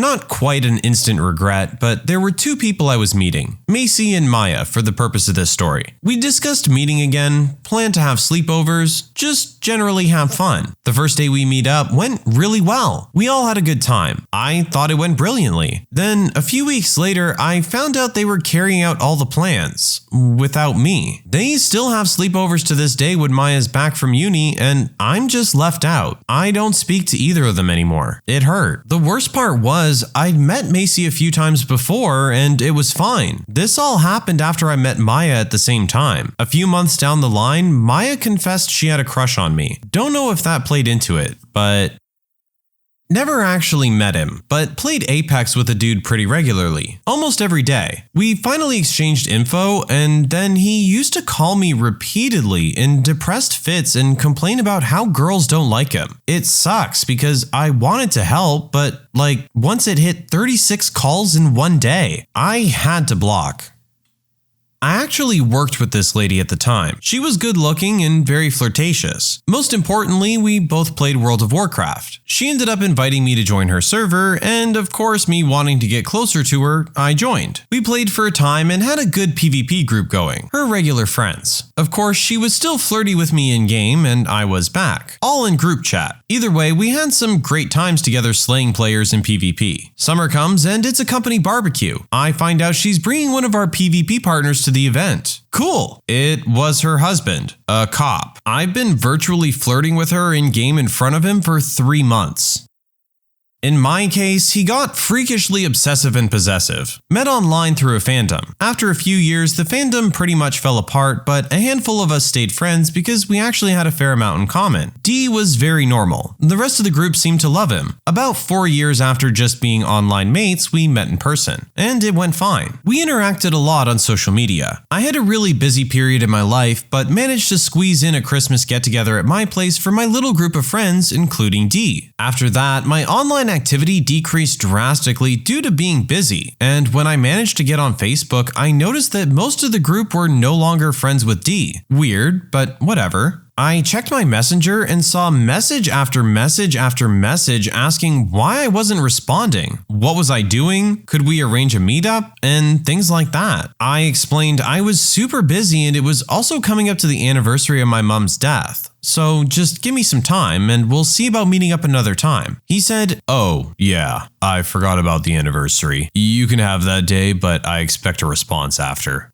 Screw that. I blocked him. So he sent email after email after email asking me, "What is your problem? What do you think you're doing?" and things like that. So I blocked his email too. After 3 very peaceful weeks, there was a knock at my door. It was D, and he had a 6-page letter detailing why we had to be friends. I shut the door. I used an anonymous email thing to tell him if he contacted me again or showed up at my door, I would call the police. I went on Facebook and told everyone, including the 2 remaining mutual friends, about all of it, and could the mutuals not share anything about me and my life and actively discourage him from attempting to make contact? And the friends who had long since unfriended him started messaging me that they stopped talking to him because of how creepy he was being in PMs about me, always asking if they knew what I was doing. Had I talked to them? Was I seeing anyone? Or if I was actually busy, because he was convinced I wasn't, and things like that. In return, I told them how he'd been trying to convince me to stop being friends with them, because according to him, they were all sorts of horrible things, and that they were just incredibly jealous and hated how close he and I were. I assumed he was just butthurt because they stopped talking to him, so he was just making up a bunch of stuff about these people who had always been perfectly nice to me. One incredibly weird occurrence just before all this happened was telling me a mutual friend on Facebook that I was heading to the aquarium in London with my daughter, mutual friend also being in London that day with their daughter, and maybe we could grab a coffee and let the kids play in the park for a bit. I checked my messages later that evening and D was incredibly upset because he'd waited at Farringdon Station exit for 2 hours so he could come to the aquarium too, and I didn't show up. We didn't get off at that station, but one that was 2 stops after and closer to where we were going. I haven't heard a peep in over a year. He's apparently deleted his Facebook and Instagram and thankfully just disappeared. We met over a Dead by Daylight game. He was really charming, funny, and nice. Then he fell in love with one girl of our gaming group and they started a long-distance relationship. He even flew over to meet her in person. Turns out he's an abusive, narcissistic jerk who constantly belittled my friend. He gaslighted her and loved to play psycho games with our group. We stopped playing with him after a few weeks because he was so toxic to our group. Sadly, my friend struggled at that time and had difficulties breaking up with him. Took her several weeks to finally do it. She's so much better now.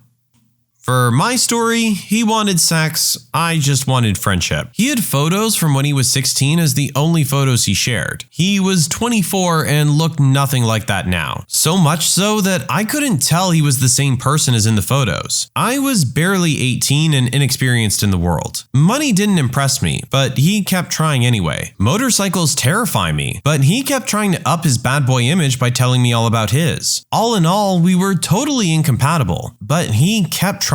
When I wouldn't bite, he decided I instantly hated him. That was more than 15 years ago. He's still using the same photos on meetup sites. I've called him out on it. He doesn't care. He says no one looks twice if he uses current photos. Truth is, it's his personality that sucks, not his face.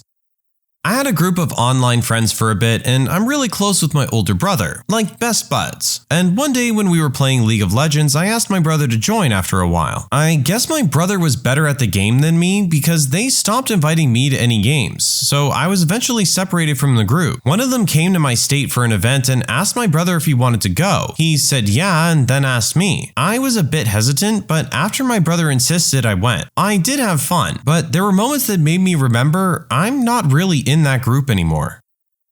For mine, the lady was crazy. We met through an app that was advertised as a meet friends app, and not a dating app. Well, turns out it was a dating app. However, she put in her bio that she was married with 2 kids. I put that I was in a long-term relationship and looking for friends. By the way, I'm a guy, she wasn't. So when we arranged to meet up, her husband and 2 kids were there as well as my girlfriend. Everything was going great. Hung out a few times and added each other on Facebook. Turns out she was super into the whole breastfeeding in public thing. Like, I get it. You go, girl. But she was super obsessed with it. 4 out of every 5 pics she posted to Facebook was her boob in her kid's mouth. She got angry when you looked away in public. Like, she wanted you to stare at her while she breastfed. Just got to the point that I was super uncomfortable with it and moved on.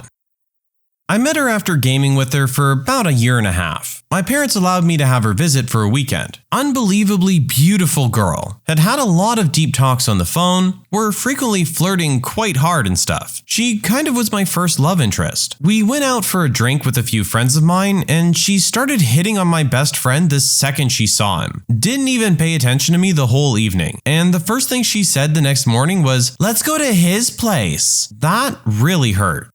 To those of you who earn a good salary in a low-stress job, what do you do? I'm a medical radiation technologist. I think my job is one of the least stressful. We don't work long hours like nurses and doctors, and our only main priority is to take diagnostic images of patients. But once we're done, they're taken away by porters, so we spend little time on patients. At the end of the day, when we finish our hours, we just head home and relax. I find it a relaxing job. Gets easier the better your skill set, and there's usually people to help you. This is strictly for x-rays only, not CT or MRI, of which is more stressful since you're on a schedule. I kind of like my job.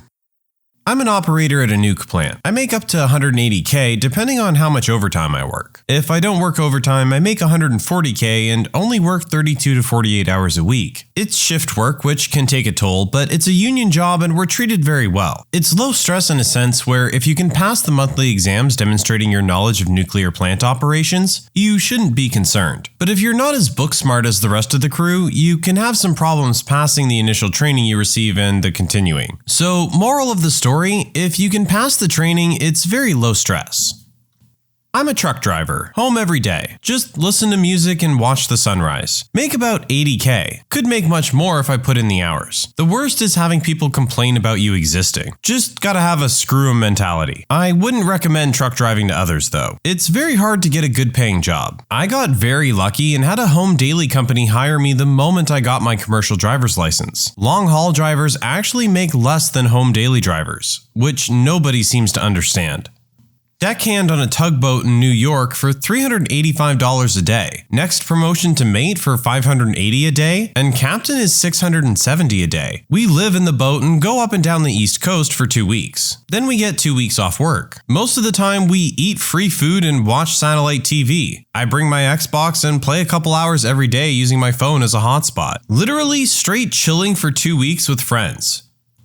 I guess my job is not low stress or high paying to most people, but it checks both boxes for me as a single 24-year-old male. I work rural EMS in Canada. My schedule is 96 hours on, followed by 96 hours off. In other words, I work 4 straight days and then get 4 days off. I live in a big city, but the town I work in is an hour and 40 minutes away. So my commute is not that terrible when you consider that I only need to make the drive once every 4 days. When I am actually at work, I can do whatever I want as long as we don't get a call. My company sets us up with a nice staff house, satellite TV, Wi-Fi, and a decent gym. I spend my days playing video games with my coworkers, there's 4 of us on a shift, watching TV or movies, cooking, eating, working out, taking a nap, and just hanging out with my coworkers. If we do get a call, we have 8 minutes to respond, so I can lounge around in pajamas all day if I want, and if I need to run an errand in town, I can usually get it done without getting more than 8 minutes away from the station. The calls can be kind of crappy, lots of highway accidents and farming accidents, but I find the really crappy ones are few and far between. Most of the calls are just driving people who don't feel well to the hospital, but I do enjoy the tough calls because they challenge me to make quick decisions and use my skills. In 96 hours, we usually average about 5 to 6 calls. However, I've literally worked 96 hours without a single call on more than one occasion. Regardless, I never take the work home with me.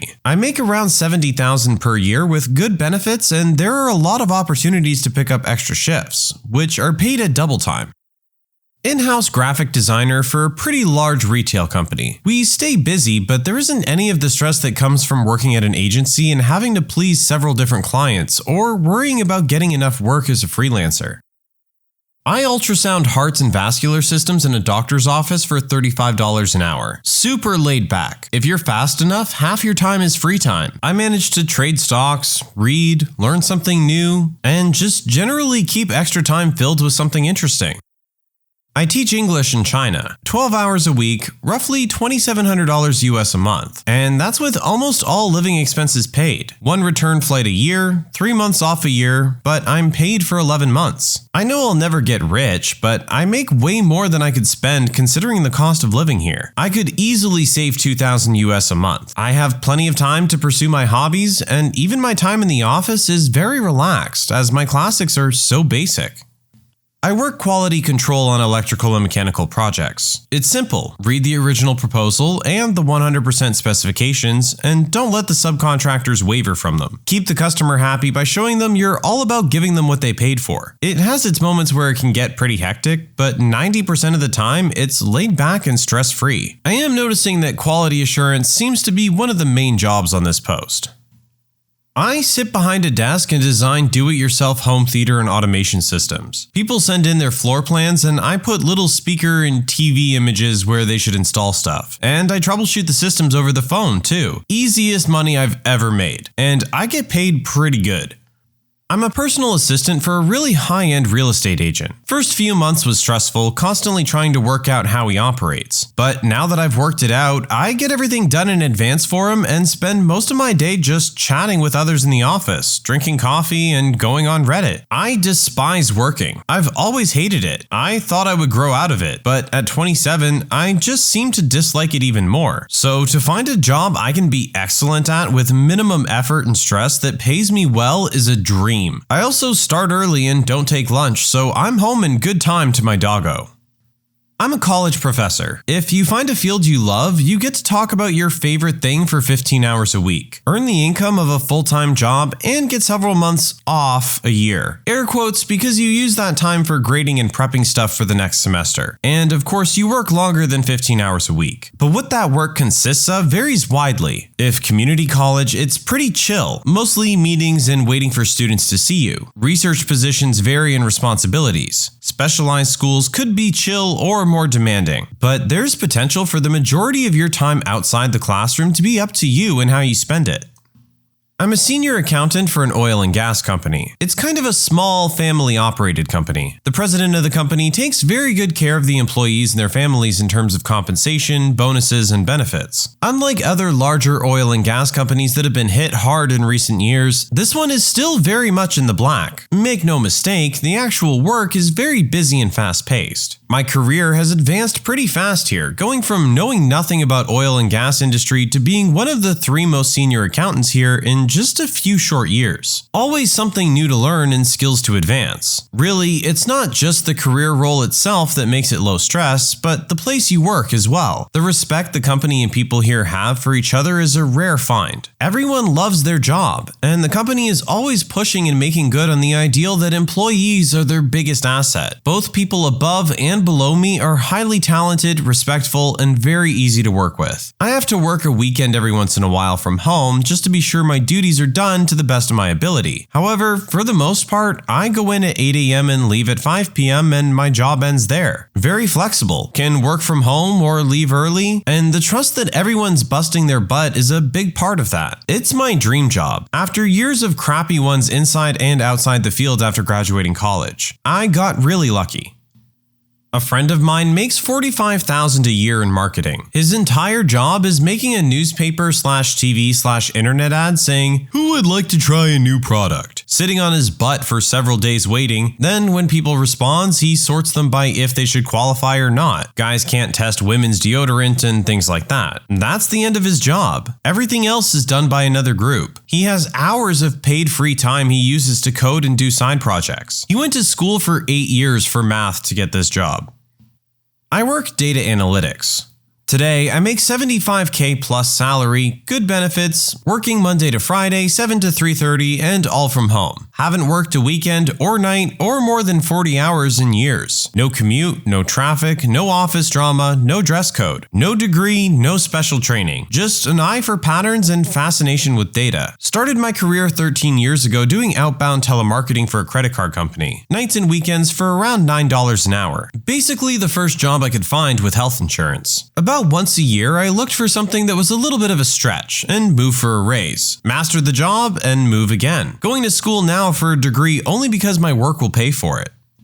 I work as a landman in the oil and gas industry. While that title is sort of all-inclusive and covers a ton of different jobs, I spend most of my time researching the history of property to see who's owned it for the past 150 years and what they've done with it. Things like are there any mortgages, oil and gas leases, easements, etc. Oil and gas companies want this information so they can determine who to lease/pay when they drill for oil. All of this information is available in county courthouses, so I spend about half my time there reading old documents. The rest of the time, I'm able to work from home. It's a very chill job. I don't really have a boss, no one bothers me when I'm working, and courthouses can be almost like libraries sometimes. It's also a very rewarding job because you're sort of figuring out a puzzle and get to see something through to completion before moving on to your next project. There are sometimes deadlines and priorities, but they're never too bad for me, and I always hit them. It can also get stressful when there's no work or you have to move around, but I still think it's worth it. Generally,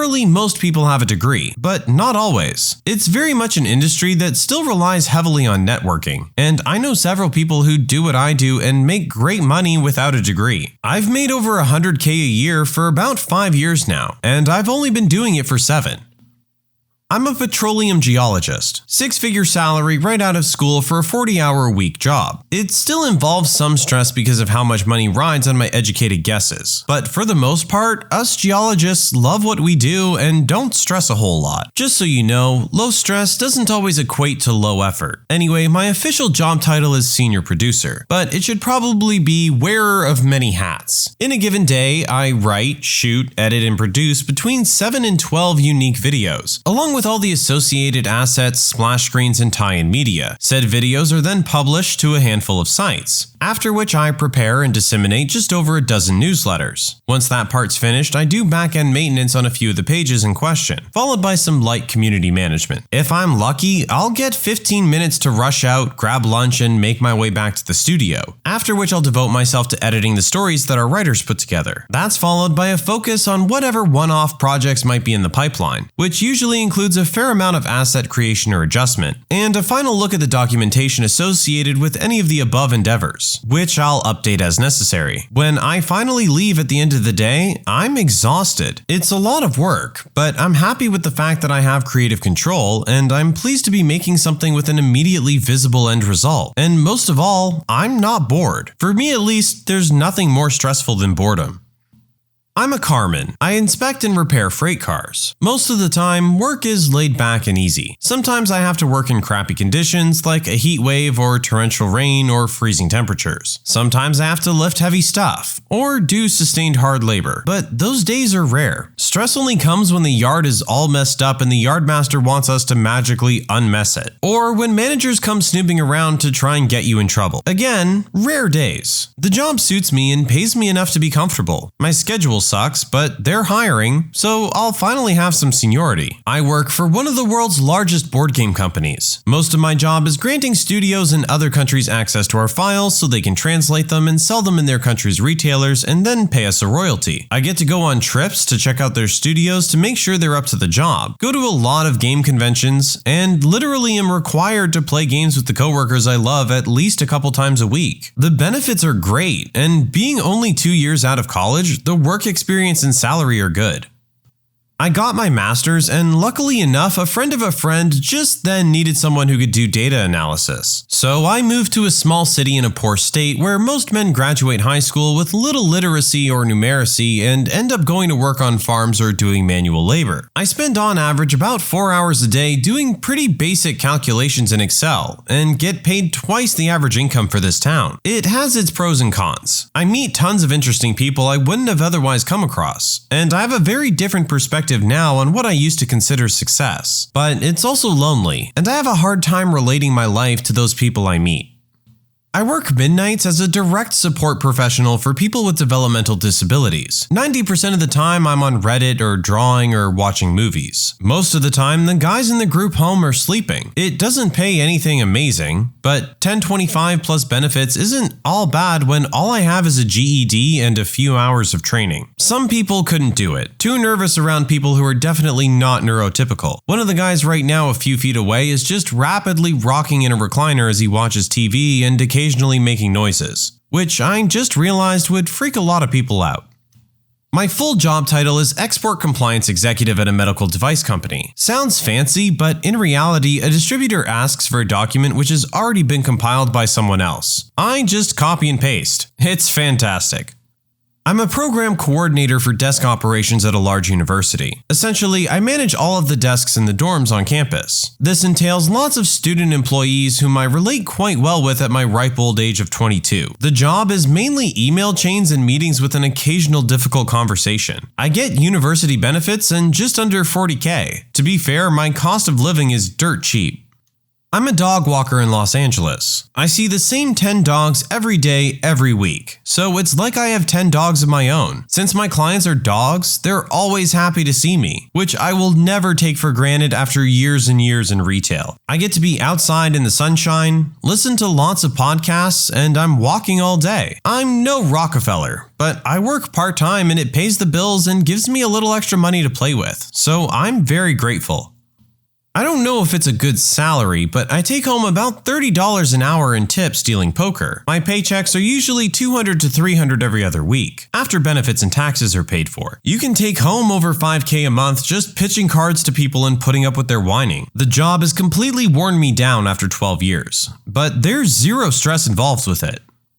Mine is way different than most of the other comments on here, but I make upwards of $120 a day just delivering pizza for Domino's in an incredibly affluent area of North Texas. Basically, getting paid to drive around and smoke. It's amazing. I'm an independent contract courier. My job is to drive to a list of animal hospitals, pick up blood samples, urine, stool, biopsies, etc., and then transport them to a medical laboratory for testing. I make $240 a day, just driving around in my car. I'm a medical transcriptionist. I think the pay is very good considering how stress-free and easy the job is, once you learn the lingo properly. I work in 3 shifts too, so the pay is even better. I'm self-employed, but I guess it still counts. I help small to mid-sized companies grow their business online, both strategically and operatively. The requirement is that they've already had a decent revenue stream and profit. Then, my recipe is very simple. Revamp their website, build content like blog posts and landing pages to get more organic traffic, plus buying ads, if the data shows it's profitable. The demand is so high that I've set up 4 rules. 1, there shall be no demand that I'm physically present. 2, clients shall not tell me how many hours I need to work. They should be happy for the hours I allocate for them. 3, there shall be no deadlines. 4, I only take projects that I find fun. I can work from wherever I want, whenever I want, as long as I have some electricity and an internet connection. My clients are happy because I bring in good results that cover what they pay me. Some of my clients have internal statements saying we put our employees' well-being before business. So I never have to feel bad if I take a day off to do something I like. They rather encourage me to do it. I could easily work 300%, but I choose to work half-time. At this point, I should hire more people, and I probably will, but I enjoy my freedom a bit too much still. I recently got my job and I'm really lucky. I work for a university in admin and get about $60K a year and 17 super to respond to emails and the occasional phone call from students who need help. Sometimes it can be tricky issues, but a lot of the time I basically tell them stuff that can be found on our website, like their study dates. Or I explain how to submit forms and send their forms off to be processed. I love my job. I work in digital media marketing. I make okay money, around $80K, and work from home. Some days I'll have about 1 to 2 hours worth of work to do, but probably 2 to 3 days a week I do almost nothing. Sometimes I feel bad for how little I work compared to the credit I get, but a large part of my job is reactionary, so I figure as long as I'm there when I'm needed, then I'm earning my wage. I've also been doing this for 6 years, so I can do it with my eyes closed. I get no joy from it, but it's so easy and I work from home. So, meh.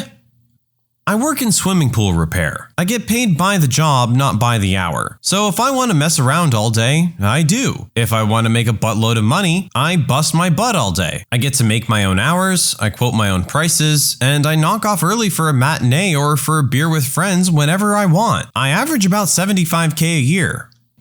I work in software quality assurance. Pays about the same as developers, unless you're on top tiers or specialized, but way less stressful. Also, the hardcore programming autistics don't enter this field since it's not actual coding, so competition for good jobs is less. Most just run or write tests and tell nerds they're doing things wrong.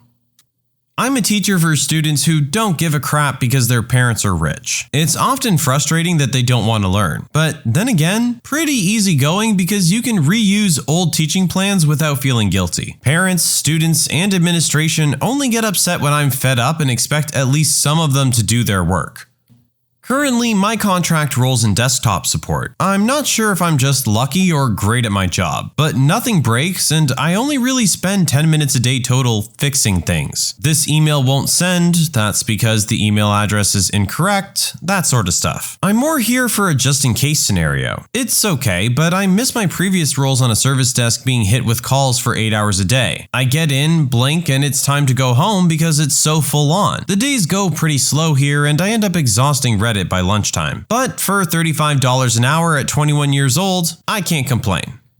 I'm a garbage man. I switch between a 2-man truck and the scale house at the transfer section. I make $50K a year to dump your trash and tell you where to dump your trash. It's a town job. We're one of maybe 6 towns in Connecticut that hasn't privatized trash collection.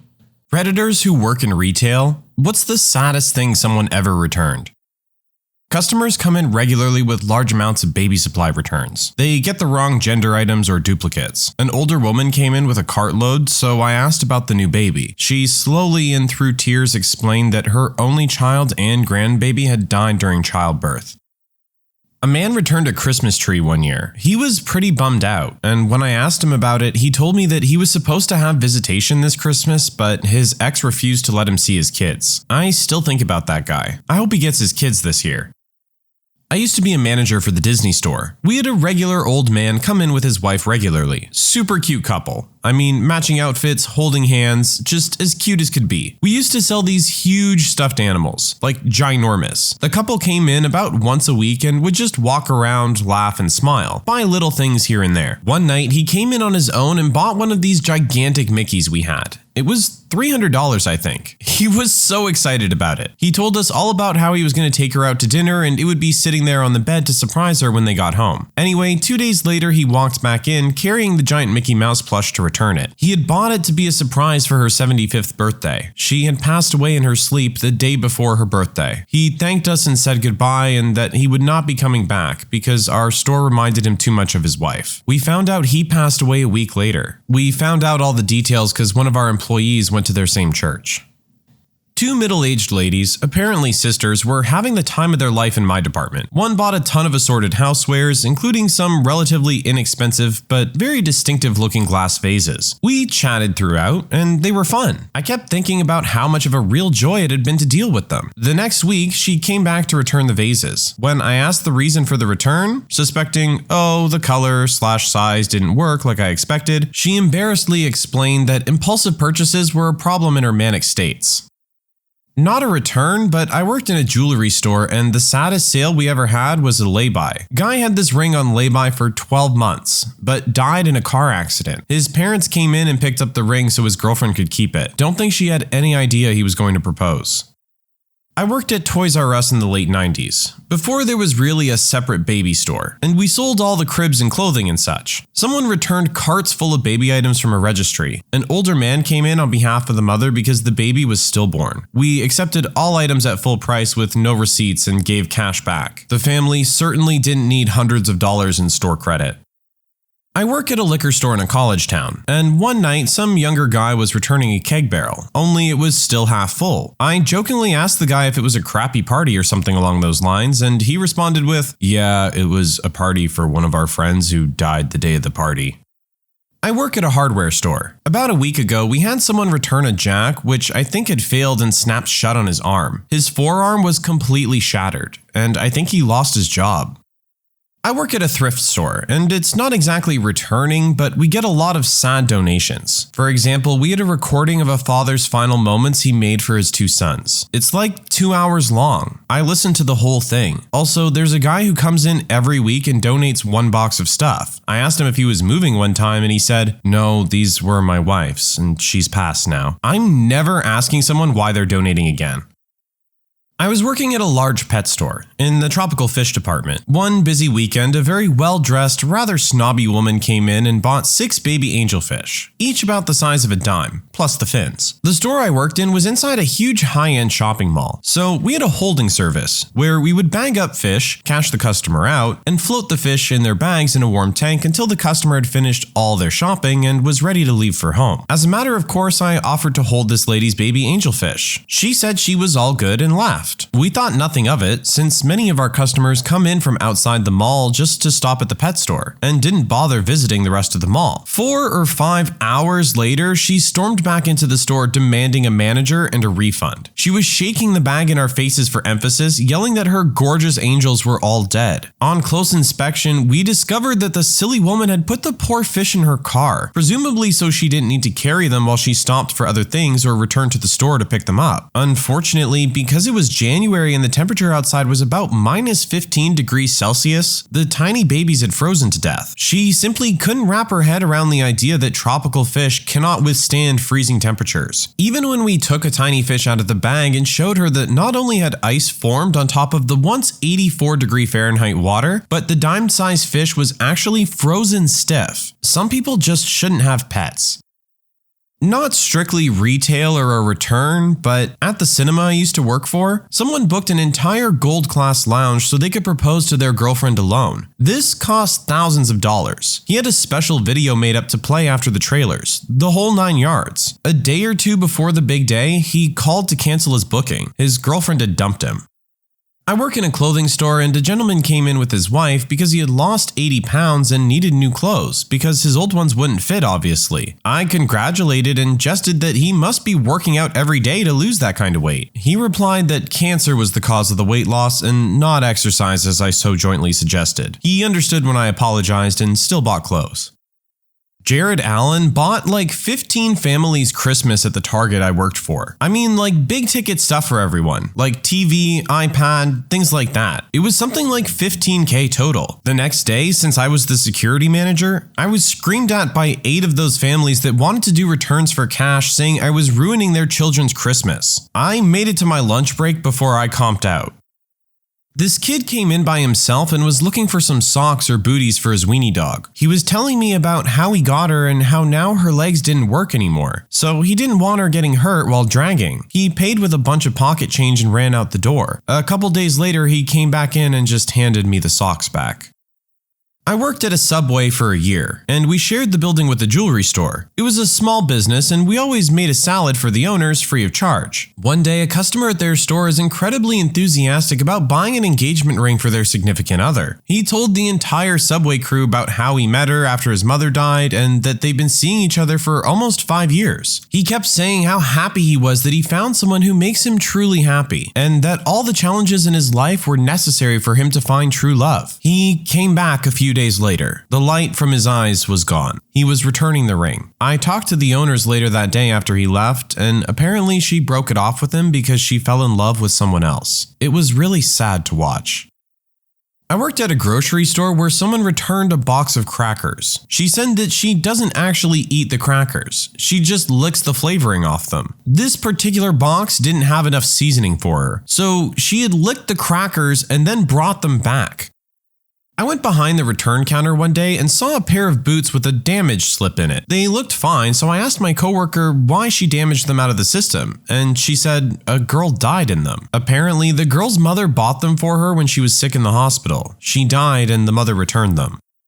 Someone returned a prescription dog food. I knew what had happened as soon as she approached the counter. Her dog passed away. He was very old and sick. She broke down in front of me. I used to work for an online retailer that sold baby items. Think baby memory books, clothing, toys, growth charts, things like that. Someone was returning a baby memory box where you can store items like their baby shoes and teeth for posterity. When I asked what was the reason for the return, she said it was because they had lost the baby. You could tell in her voice how hard that was to say. I was fresh out of college, childless, and had no idea how to react. Fortunately, that was the only time I ran into that during my time there. A set of Mr. and Mrs. pillows. She had a tan line where her engagement ring was, a black eye, and her neck in a brace. It turns out the fiancé was abusive, but he didn't show his true colors until about a month before the wedding when he thought he had her trapped. Luckily, she got out. I felt really bad for her. Not so much a return, but an old man came into the photo lab I worked at to pick up his photos. He had dropped them off months ago and he had no ticket. Turns out his house burned down and he lost everything. We helped him find the photos. All he had were photos of a gray cat sleeping or sitting by a window. He cried like a baby when he saw the photos. He was old and living alone. The only thing he cared about was that cat, and it had died in the fire. I forgot to charge him for the photos. My bad.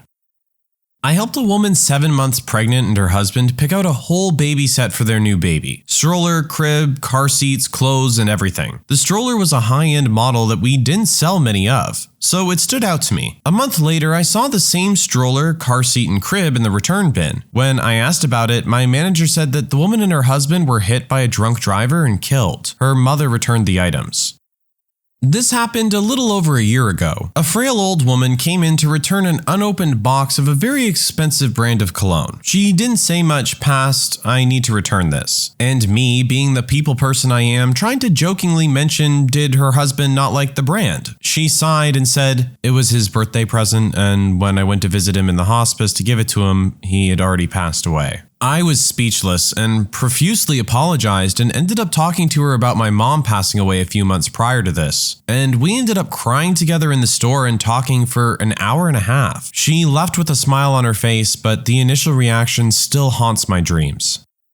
Not my story, but my supervisor shared a story with me about an old woman who placed a large order to redecorate her and her husband's house. We're a store that mostly sells general home items, but also have a large selection of furniture. She had selected several $1,000s worth of merchandise. A lot of it was special order, so it was being sold non-returnable. The woman ended up passing away shortly after everything was delivered, and the husband couldn't deal with all the new stuff. He wanted to keep all of their old things exactly the way they were, so my supervisor made an exception to have it all returned and refunded. Somewhat similarly, someone created a registry for their upcoming baby. They had a ton of baby stuff picked out. Unfortunately, the husband had later called in to say his wife had miscarried and the baby didn't make it. The wife was okay, but in no condition to talk on the phone. So again, my supervisor allowed everything to be returned. No questions asked. I worked at a vitamin store. The most commonly bought items were weight loss or control pills that had ephedra in them. Xenadrine and the store brand equivalent were the most popular of those, next to hydroxycut. Our store sent memos that due to recent problems with the products, we would be honoring full refunds even if the product was opened and mostly used. The people returning them were tweaked to their follicles, shaking, sputtering, saying, I can't take this stuff anymore. It's making my heart pound too fast. And I'm just like, okay, it's okay. I should add that not only was it the most popular product bought, but most commonly returned one. The return box in the back was brimmed to the top with open bottles of Xenadrine. A woman came up to the return desk with 3 shopping carts and a fistful of long receipts. She explained that she was a compulsive shopper, and that as part of her therapy, she was supposed to return everything to face how much she had been spending. It took me over an hour to ring up the hundreds of items she had, all new in box, all with receipts. When all of it was done, the bill came up to nearly $800, and a lot of the things had been bought long enough ago that they had clearances out, so her return was pennies on the dollar. Back when I had just started college, I worked at Barnes & Noble. One night, I was working a shift at the cash register, and a lady came up with a handful of books and a stuffed llama. I told her the llama was really cute, and she was like, "I know, isn't it great?" She checked out and walked out to her car, where her husband and son were waiting. 5 minutes later, she came back inside. She said she had to return the llama, and I expressed surprise and asked why. She said, "My husband wants my son to have a more American animal, like a lion." I worked in a plus-size clothing store. I helped a woman pick out a wardrobe for a 2-week cruise that she was going on with her boyfriend of 6 months. A few weeks later, she returned all the clothes unworn. I asked her if the cruise was cancelled. No, it turns out that there never was a cruise, or a relationship. This guy was dating her as a prank, and he and his buddies schemed to see what they could get the girl to believe. She thought he was in love with her and wanted to move in together soon. His parting words to her were, "Like anyone would really date a fat person like you." A woman came into the pet store I worked night shifts at and bought a ton of stuff for her new rat, and about 2 days later, she returned everything, including the rat. She put him in a soda box turned on the short end. He was coated in feces and urine. I took him in the back and cleaned him up, but God, I don't know if I've ever felt so bad for an animal that I really have never taken an interest to. I worked at a clothing store that was popular with teens. A spoiled tween came to the register accompanied by her mom and laid out easily $500 worth of clothing, probably around 20 plus tops, 5 pairs of jeans, a jacket, shorts, sandals, and more. As I'm ringing up this absurd amount of items, another girl, I assume the first girl's friend, joins the tween and her mom. As she approaches, I realize the friend must have recently underwent chemo. She was probably a tween as well, completely bald and frail. She approaches the girl and her mom with a single tank top. Friend, is it okay if I get this? Mom, sure, but Susan needs to put back one of her items. Daughter, no way, Mom. Profanity-laden verbal assault on her mother ensues. Mom decides to purchase $500 of clothes for the daughter, while the cancer-stricken friend returns the $10 tank top. I continue despondently ringing everything up, hating the world. I used to manage the warehouse at an electronics store, and occasionally sold stuff and did returns and whatnot. A younger guy came in, about 19 or 20, and said he just got his first real job and wanted to buy a big screen TV to celebrate his first paycheck. Sold him a good TV, did the normal testing for him, slight discount on warranty and whatnot, cause I'm cool like that. He was super happy. I packed everything up for him and helped him get it out to his hatchback, probably his parents' vehicle. A week later, I saw the TV in my warehouse with a return tag on it. I asked around a bit, but nobody really knew until our usual customer service girl came in to start our shift. What I was told was that after I sold the TV, he was on his way home when a deer jumped out in front of the car, went through the windshield, and killed him instantly. The TV was undamaged because he'd laid it down on the floor in the back all wrapped up in bubble wrap in the box. His dad had come in to return it. I work in customer relations for a luxury car dealership. I basically get paid to interact with customers and make them feel more at ease during the buying and servicing of their vehicle. That being said, I get to know and like a lot of our customers. So one day last year around Halloween, we had a young family come in looking for an SUV, since the wife was pregnant and the husband had just gotten a huge promotion. They had a kid already that was around 4 if I remember correctly, and were actually just really cool people. I actually spent a lot of time getting to know them through their buying process and was excited to have this family get their dream car. Fast forward to this August and I see their SUV out in the parking lot. When you work at a dealership, you learn your favorite plates and cars. Or I'm a freak, both are possible. I ask around and no one in service is working with them. So I ask our sales manager, thinking they're switching into the redesigned model of the SUV. We'd talked about it when they'd originally bought their car. He gave me an uneasy look and said it was the wife's mom, and I should talk to the sales guy. Weird, but okay. I find the sales guy and he's also uneasy, but after a few minutes tells me to go to the back office and he'll fill me in. Apparently, the husband had some kind of massive breakdown and had taken it out on himself and his wife. She had just had the baby and I suppose that had stressed him out. Her mom was called when the toddler went to a neighbor and said his parents were messy and still sleeping. Basically, the mom was there to see if we could buy the vehicle back after getting everything else taken care of, which we did. For my story, I'm on the other side of the coin here. Last fall, my dad decided to finally get his hearing checked and assessed for hearing aids. He really needed them. He wanted to be able to hear his first grandbaby, my daughter, coo and babble when she was born in January. Unfortunately, the ones that worked the best for him were outside the budget he and my mom could afford. My husband and I decided Santa would gift them to him. He cried. His new ears gave him a new lease on life. He was happy, chatty, and interactive during family get-togethers because he could actually hear everyone else enough to participate. Fast forward to January, and he's the happiest, most doting of grandpas. He was the first person to hold her, after my husband. Dad started feeling sick in February. He died on April 12, 2016. The baby was just 10 weeks old. My mom has been largely unable to handle things in the wake of his death. Among all of the other things that I've handled for my family, because it's just too hard on everyone else, Mom asked if I would do something with his ears. I ended up calling the hearing aid shop and asking if they knew of any donation program where someone could benefit from the use of his ears. We actually ended up donating them to an elderly woman who was having difficulty communicating with her family and couldn't afford new ears of her own. Dad would have liked that. I'd like to think that she can hear her grandbabies giggle and laugh now. I've declined the opportunity to meet her. I don't think my heart could take it. For my story, they didn't actually return anything, but we offered to return something. I work at a pet store and we do dog training. This guy got a pit bull and signed him up for one of our training packages that includes Adult Level 1, Adult Level 2, and a Good Citizen test. He finished Adult 1 and everything was great. He registered for his Level 2 class and when the day came, didn't show up. This was out of character for him, but the trainer gave him the benefit of the doubt, and since he was the only dog in the class, didn't think much of it. Turns out the 21-year-old kid had lost his life earlier that morning while his dog was around. We found out from an online news thing. Girlfriend figured something was weird when he didn't meet up with her after his training class time was over. Even though it was past the return time and he bought the package, we offered to return the unused class to the family. The girlfriend didn't want to because the owner would have wanted the dog to be trained, especially being a pit bull.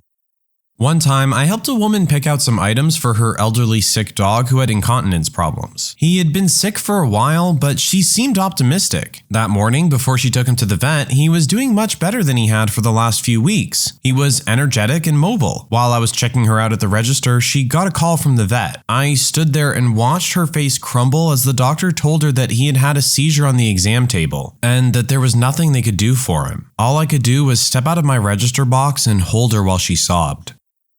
I'm not sure when this happened, but I want to say around 2007-2008. I worked at Hollywood Video, Blockbuster competition, as a regular hourly employee. One evening, a woman came in with a few children's movies about 3 months late. Instead of dropping the movies in the DVD drive-thru box or the walk-up return box, she came directly into the store. Visibly shaken and on the verge of tears, she apologizes for the movies being late and explains that her son had just died and that she'd forgotten to return them. My coworker and I were so floored that we offered her several free rentals, a popcorn/candy/soda pack, and a few additional credits on her account. It was definitely one of those rare times that I didn't feel like my time was a total waste at an entry-level post-high school job. A friend of mine currently works at a pretty high-end clothing store. About a couple weeks ago, he helped this girl pick out a new dress for grandma's upcoming birthday party. A couple of weeks later, she came back and exchanged the dress for a black one so she could wear it to the same grandma's upcoming funeral. I work in a pet store. We rarely get dead animal returns besides fish, but it does happen. My flaw is I get attached to some of the animals in my care, mostly if they don't sell right away and are very handleable. I'm fine when they eventually get sold. Better than living in a pet store anyways. But the worst experience was when I sold a guinea pig who was extremely sociable and loving to a nice-looking family. A few days later, they come in and I recognize them, and they're holding a small box in their hands. Their son had thrown it against the wall in a temper tantrum. Knowing I had a hand in the death of one of my favorites by selling him wrecked me for a week. Pawn shop owners, what was the best reaction you've seen from someone that tried to sell you something that was completely worthless? Having worked at a pawn shop before, I can say there are plenty of amazing stories of customers and their antics. Usually the best stories revolve around jewelry. This one woman came in with a big gold-colored ring and wanted to get a few $100s for it. Picking it up and looking at it, I could tell it was super fake, and I tried to explain that to her. She wouldn't buy it because the street vendor told me it was solid 14 karat. I went and picked up our huge earth magnet and put it near the ring, and it shot right to it. I explained that solid gold is not magnetic. She was stunned and couldn't believe that she had spent like $200 for it. I own a similar store. People still think their Beanie Babies have value. People also tend to think what items sell for online are what they'll sell for at the same price and speed locally. I worked in a pawn shop for a couple of years. The most memorable one was about 30 seconds. Large, sweaty man walks in with a belt sander, sets it down on the counter in front of me and plugs it right in. Made direct eye contact and switched it on. The sander immediately made a loud popping sound and smoke began to rise. Unplugged it, turned around and walked out without a single word between us. For a second, I thought he was just gonna walk in and sand the countertop. I worked in a small pawn shop for about 3 years, and my personal favorite was a greasy guy came in and dumped out a garbage bag of broken computer fans and a few assorted computer parts. We laughed for a few minutes and realized this guy was serious. My boss asked him how much he wanted for it all, and the guy said he didn't know how much it would be worth, but he heard there was gold in computer parts. We had to break it to the guy that the plastic computer fans had no gold in them, but we can check out the other parts. My boss gave him $5 for his trouble. 20 plus years of owning one, and I can spot fake gold without touching it. People never believe the chain they bought from the guy at the gas station for $50 isn't real. Never. Seeing people's reaction to this varies from they knew it to I'm gonna kill him! Not an owner, but I am a frequent shopper. I saw a meathead couple try and sell their off-brand wires-cut 20-inch car stereo speakers for $200. When the guy wouldn't bite, they flipped out, yelling, "You legally have to buy anything." They threw such a tantrum he called the cops. They got arrested. Car got searched, and wouldn't you know it, substances were found. Afterward, I got a good deal on some cordless power tools. I worked in one for a few years. Not really a best reaction, but a girl came in already in tears holding an engagement ring. Everyone at the pawn shop feels obliged to tell you why they're selling/pawning, and she told me she'd recently moved across the country and just found out that her fiance had married her friend back home. The big problem was I could tell it was fake as she was walking in the door. All I could tell her was, if you thought he was a jerk before you came in here, you're not gonna like what I'm about to tell you. Ended up giving her $5 for a worthless ring just to give her something. And she ended up a bit happier, cause now she had something new to hate him for and couldn't wait to tell him. My great uncle owns a pawn shop, and some of the crap there is hilarious or heartbreaking. People try to sell free old TVs they got on Craigslist for hundreds of dollars because now they're vintage, obviously rented instruments for their kids' band class that have tags on them from the rental place. And boy, do people get peeved about engagement rings. He literally has a bag of engagement rings. They're so easy to come by. Women tend to be sad when they find out they get almost nothing or that they're fake. Men tend to get aggressive. Enough that he is my cousin up front, watch out extra careful when he tells a dude he can't really pay much of anything for what the dude thought was an investment ring. And some of the excuses people make when stuff is obviously stolen are just horrible, especially if he asks if they can prove they're the owner of the item. On the other hand, if someone's trying to sell their wedding ring, especially if it's a lady with kids, he's been known to just give them $50 and send them on their way. My cousin who works with him has a stack of brochures for drug and alcohol treatment resources and stuff like that she gives out regularly. I have one here that's the opposite. Girls thought they had worthless cards that ended up being very worthwhile. I worked in a comic book shop that also sold trading cards. In this case, Magic the Gathering. Two young girls came in, maybe 14 and 15 years old, with a small box of cards. They said they found it in their uncle's closet that passed. They figured it wasn't worth much, but just wanted to see. I thought the same, and opened up the box of cards to take a quick glance, and I was a little alarmed at what I saw. Alpha and Beta cards, a couple of Power 9 cards, and this was just the first 10 cards in. I stopped, said, "I'm really sorry, but I'm not familiar with these older cards." I lied. I just wasn't authorized to try and buy something of this magnitude. I'll need to call the store owner. I called him, and at first he was annoyed because the other store he was visiting had a Ford plow through the front window. He just said not to bother with the trade-in, until I casually mentioned some of the cards there in the stack. He said, "Don't let those cards leave the building, I'm on my way," and hung up. The girls couldn't wait, and I asked if they wouldn't mind leaving the cards with me, along with their names and phone numbers, and we could get back to them. When the owner came in, he went to the back, got some gloves, and went through all the cards. I stayed after my shift because I wanted to see it unfold. The owner gained like 10,000 respect points from me when the girls and an older woman, presumably someone's mother, came back in, and he was straight with them. He said, "What you have here is all very worthwhile. There isn't a card in this box that would sell for less than about $5. But these cards here," he fanned out some cards that I couldn't see, "are the most valuable cards in the box. And this one," he pulled a card away, "would sell for the price of these and the entire box at least twice as much. I don't have enough money to be able to make you a fair offer. What you have here is easily worth about $20,000 to a collector." The girls' mouths dropped open. The owner offered them everything he had available in the shop, about $6,000, and they accepted.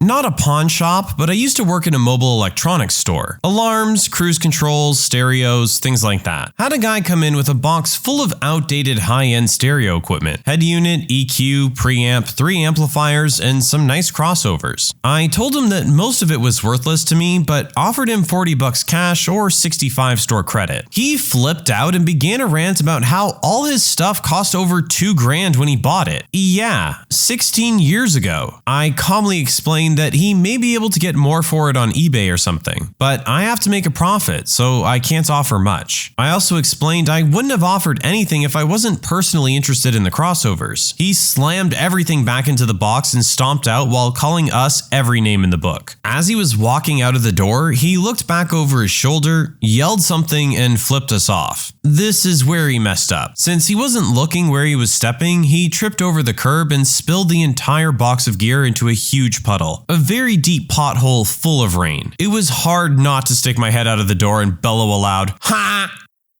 I was a pawnbroker for a while. So many junkies trying to sell fake jewelry. But this one lady really stood out. She came in with a chain and pendant in a cute little box. First thing we do is look for marking. While I was doing that, she started getting feisty, yelling at me saying, "Why are you doing that? Don't you see it says made in Italy? Hey, stop! Are you blind?" At this point, I'm like, "Okay, lady, we can't take this. It's not real gold." And she just flips out saying, "It doesn't matter, it's from Italy and this and that." She called me stupid and flipped off all the staff. All we did was laugh. But as she revved off, she hit a BMW and the owner saw her. We turned over the security taping to the cops. Screw that lady. I worked in a buy, sell, and trade video game store. Day after day, people would come in with common Atari stuff, PS2 Rock Band guitars and drum sets, throwaway original Xbox or PlayStation 1 games, Superman 64, yada yada yada. They'd be so happy and excited, and I had to be the one to break it to them that they weren't going to get hundreds of dollars for their crap. "But I spent $60 on it when it was new. We've taken really good care of it. We've never even used it. It's for the N64. Isn't that vintage? What do you mean a third-party Xbox controller isn't worth the trade-in price for a Microsoft brand one? They're the same thing." Day in and day out, I had a woman who threw a complete fit that we wouldn't take her Wii Rock Band drum set and 2 guitars. She also had 25 DVDs, an original Xbox and a Wii, neither of which could read discs, and about 30 bottom shelf games. All of the discs were scratched to oblivion, and everything reeked of cigarette smoke and was yellow. When I told her that the only things we could take were the 2 controllers that came with the Xbox, she yelled, threw the box of DVDs on the floor, and proceeded to rearrange games on our shelves as she stormed out. The man she was with just picked everything up and they left. They tried going to our second location, but we called them and let them know what happened. They got the same deal there and she threw the same fit. That's the problem with running a local video game store. Most people think they have a secret gold mine when they just have run-of-the-mill crap.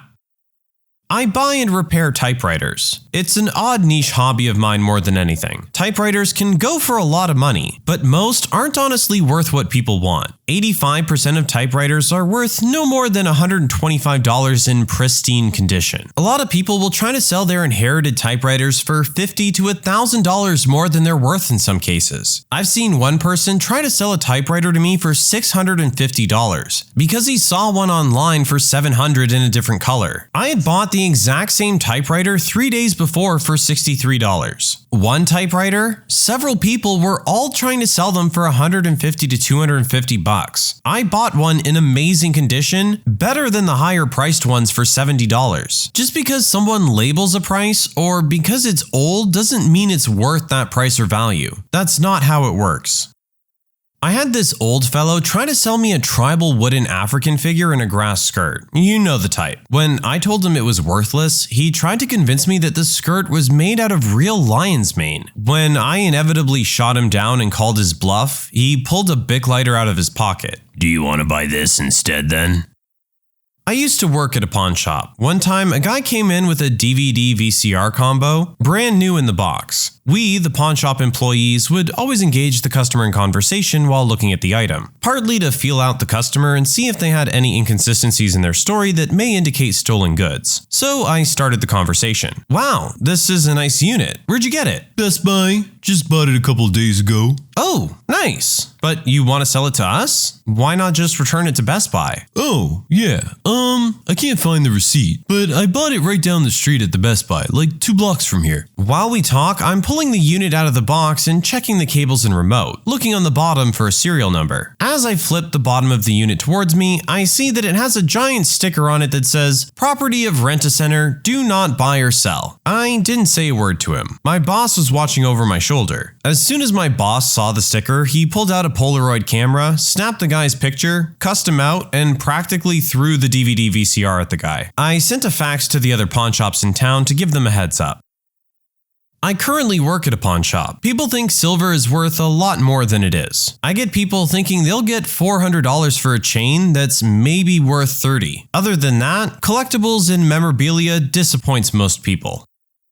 I worked at Sam Ash for a long while. You can sell instruments there, not exactly a pawn shop, but the same concept. Guy walks in with 2 very nice, obviously handmade boutique basses. One is left-handed, one is right-handed. Obviously, a red flag that a novice wouldn't even think about. Hey, I want to sell my basses. Okay, any particular reason? I don't play them anymore. I see. Just couldn't decide if you were left or right-handed? He wants $700 for both. Looking at them, I figured they were $3 to $4K each. Problem was, they didn't have a name, just a logo. Lots of Googling later and we have a brand. Call the builder up and his warehouse was robbed weeks before. Police are called, guy's arrested, and builder gets his bases back.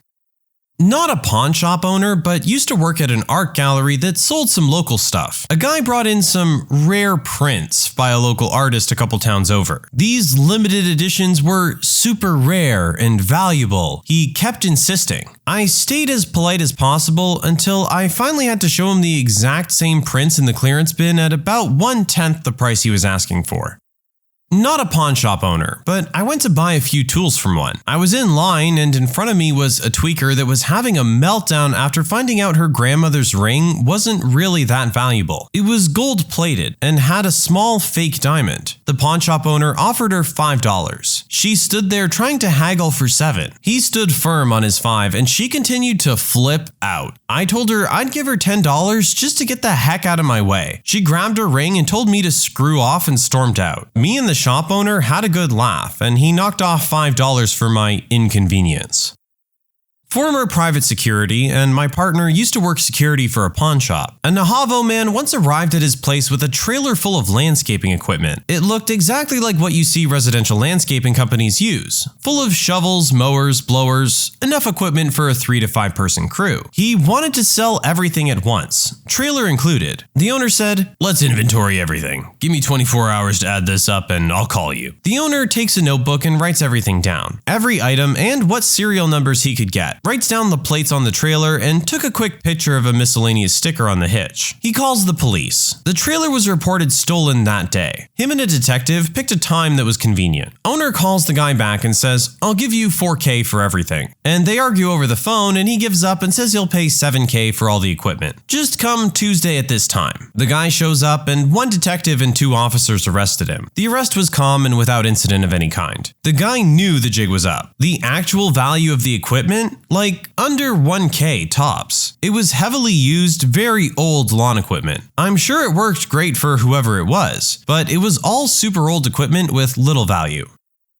I worked in a pawn shop for 3 years in North Carolina. I had a couple of stoned/drunk guys come in on a Saturday just as I was trying to close. One staggered up to the counter and pulled a box out of a plastic grocery bag. "You're not gonna believe this, man. I have a collector's item worth $1,000. He was correct, at least about the first part. He proceeded to sit a Galadriel doll from the Lord of the Rings movie on the counter. As usual, I pull up eBay to find many for sale in the $10 to $20 range. I turned the screen to show him, and he flew into a rage. He jerked out his flip phone and dialed someone and proceeded to spit/scream into the phone. "Where did you see this doll for $1,000? Then turns and spits and screams at me, Go to Google! Go to Google!" I wasn't even mad.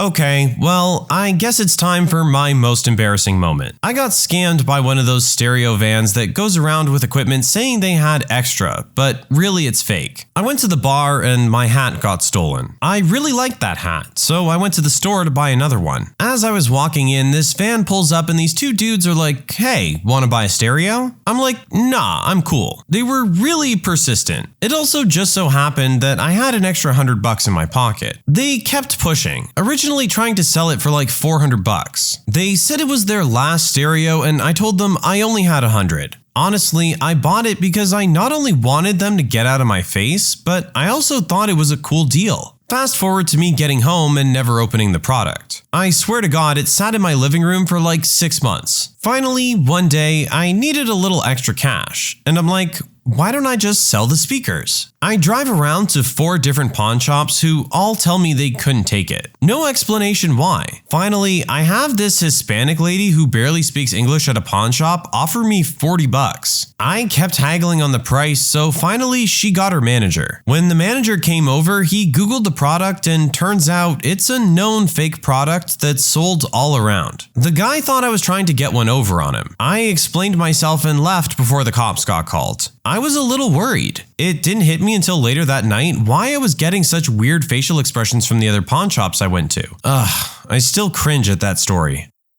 Worked at a GameStop near a Target. Target employee calls me and tells me a list of games that were just stolen from the store. Lo and behold, not 2 minutes later, a couple walks in to sell us the games. The funny part, they were still shrink wrapped with the Target price tag and the locked plastic outer device. I noticed a police car drive to the front of the Target, so I sent my coworker over to grab the cop and I expertly kept the attention of the 2 idiots. Engaged them in a bunch of small talk, and as the cop was about to walk in, I said, "Looks like someone's here to see you."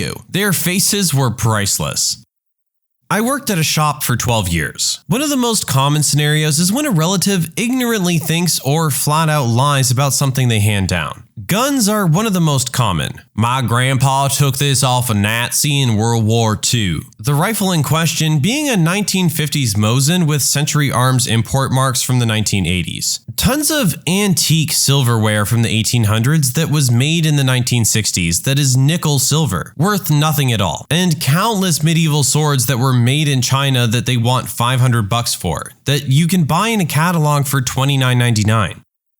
Not an owner, but used to work in one owned by my dad's cousin. Some lady walked in and we examined her jewelry, which we determined was fake gold. So she walked away mad, and I guess she threw it in the trash can by the exit. Later that same day, we see a man walk in that seems to be just looking around. And after a few minutes, he goes to the counter and shares a story about how his grandmother passed away and left him some jewelry which was passed down through many generations. But the times were tough, so he wanted to pawn the jewelry temporarily temporarily until he'd be able to get some more money. So we tell him, sure, we can take a look at it, when he pulls out the exact same jewelry the lady had earlier that day. But not to anger him, we test it with a magnet just to show him that it isn't real gold. He then gets very angry, saying that it is real gold and that it's a 50-carat rare gold from the 1700s, and that's why it's magnetic. For anyone who knows about gold, 1. Real gold isn't magnetic. 2. The purest form of gold is 24 karat. We explain that to him and he gets mad and pulls out a knife and starts trying to break our bulletproof glass with a cheap-looking knife, and as a result breaks it. After that, he just walks out and we never saw him again. While closing up, we checked the trash can and the jewelry the lady threw out was nowhere to be found. GameStop employees of Reddit, what are some of your horror stories?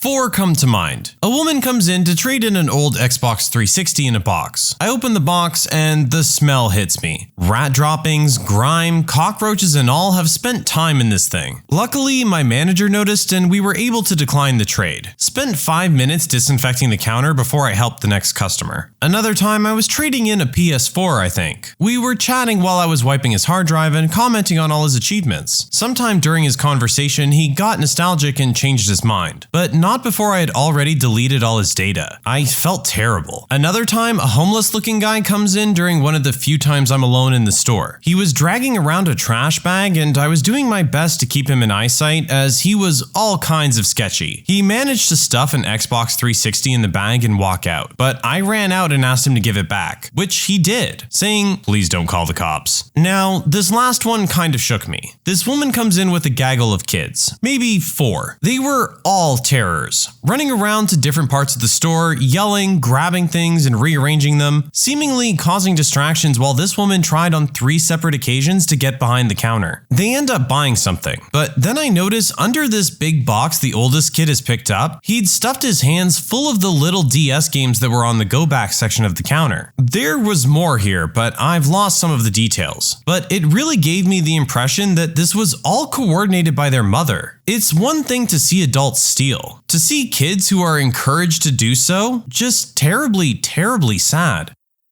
I was an assistant manager when one of the Madden games came out. 04, I believe. We were doing a big midnight opening for it and everybody was having a great time waiting for the game, which we were picking up from the other store about 30 miles away. Around 11 o'clock, after people had been waiting for 2 hours after the mall closed, I got a phone call. The game wasn't coming. I almost broke down, sitting behind the register, dreading the thought of telling everyone that they'd just wasted their time. To make matters worse, another store within walking distance of us got their games. I just wanted to die that night. I'm so grateful that our customers took it well and didn't get too angry.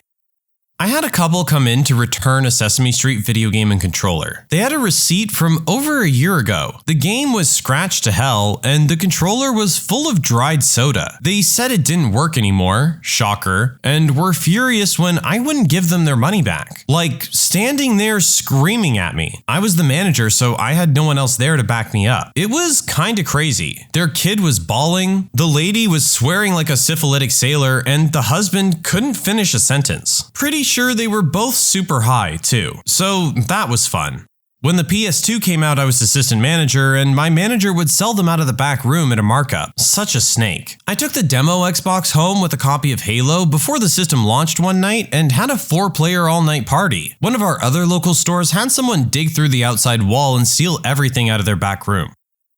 One time, a woman screamed at me because her kid was tearing open a toy before paying for it, and I kindly told him to wait a little bit. She seemed on the fence whether she wanted to buy the toy or not for her kid. So, I wasn't glad that her kid was already ripping it open. She then proceeded to scream at me for being really awful with kids, a horrible person, bad at your job, and things like that. Also, she wanted to complain to the manager if I ever talked to her kid like that again. She then angrily paid and walked out of the store. Also, people tinkering or modding their console and then trying to return it to us because it doesn't work anymore, and then angrily insisting on having bought it that way at GameStop.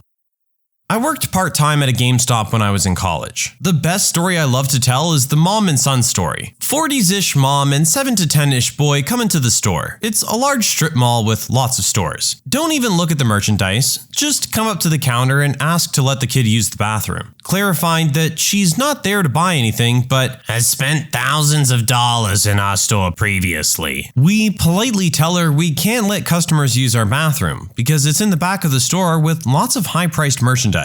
That's the policy. We have cameras and corporate reviews the footage. Another story I have where I was wrongfully terminated substantiates that one. Additionally, what we don't tell her is that all the used game consoles that people sell back to us were stored in the bathroom. There was 1 month prior to Christmas, I had to do some impressive yoga to get to the toilet. I'm sure those consoles were a hazard, but I digress. But not to be unsympathetic to this kid's plight, we tell the mom that the pizza place next door lets people use their bathroom if they buy something, and the cheapest thing is $1 soda or bottle of water. She starts flipping out on us and spewing expletives, telling us she's paid our salaries 10 times over and that we're going to hell, yada yada yada. Then, no joke, tells her son to just go. Kid actually unzips and pees all over the carpet in front of my register. Then they left. I've never been so grossed out and dumbfounded. Had to close up for the day and half the next day while GameStop paid to have our carpet sanitized. Resulted in a loss of pay for the weekend. Wonder what happened to that kid. He's gotta be in his 20s by now.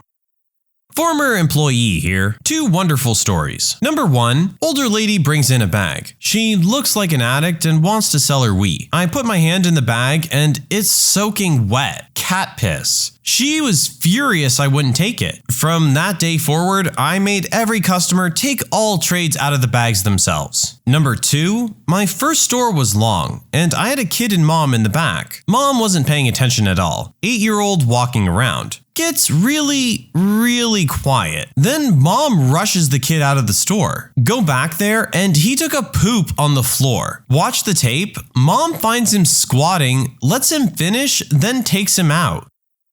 A gentleman comes in to buy one of our old 360 bundles. It was used and it was the old system that required the hard drive. He brings it back a few days later and complains that it doesn't work. We start our normal troubleshooting methods in store. We couldn't figure anything out, so I do a swap. Take his old system in as defective, then sell him a replacement bundle. I go through to try and wipe the system so we can ship it back to the warehouse. Cockroaches start crawling out of the system instead. I freak out. Throw the system in one of our giant shopping bags, throw that in a box, tape it shut, and throw that in another box. My manager tells me to just shrink it out, meaning we take the loss and destroy it in the back. I take it out to the parking lot and we have to throw it around to destroy it. These cockroaches freaking scatter like marbles on a floor. I'm dancing around the parking lot on my tiptoes to avoid the flood. It was awful. Second stories, one of my regulars was a skunk farmer. I'll say no more.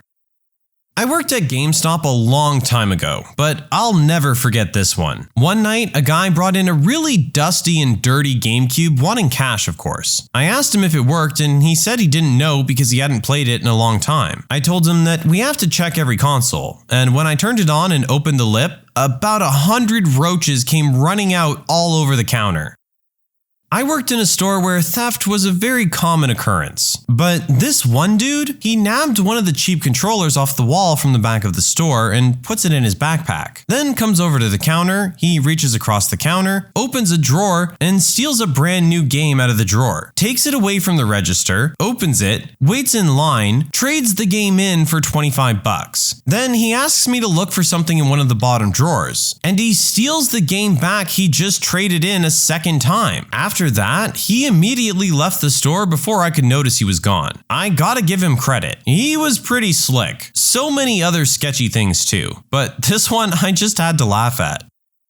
I've got 2 stories. Quick one is a guy who would come in all the time to ask about / buy obscure Vita dating sims and ask inappropriate questions. Like if the next Dragon Age was going to finally have sex scenes in it. Next one is New Year's Day. Miserable I'm working already. It's super early and first customer of the day. Of the whole year is like this 7-foot tall guy who comes in asking for AV cables for a PS4, cause the one he just bought didn't have one. We immediately tell him the PS4 PS4 only uses HDMI, so it wouldn't have AV cables. Even confirming with him, "You mean those red, yellow, and white cables, right?" He starts getting mad and asks again for the cables, which we again tell him don't exist. Maybe there's an adapter or something, but I've never seen one, and we don't have them here regardless. Maybe check Best Buy. The guy immediately starts screaming, calling us racist and insisting we get him his cable, saying he's homeless and just bought the thing for his grandkids, calling us devils. Thankfully, I froze in fear and confusion, and my boss took over and just scooted the guy out the door. Heck of a way to start the year.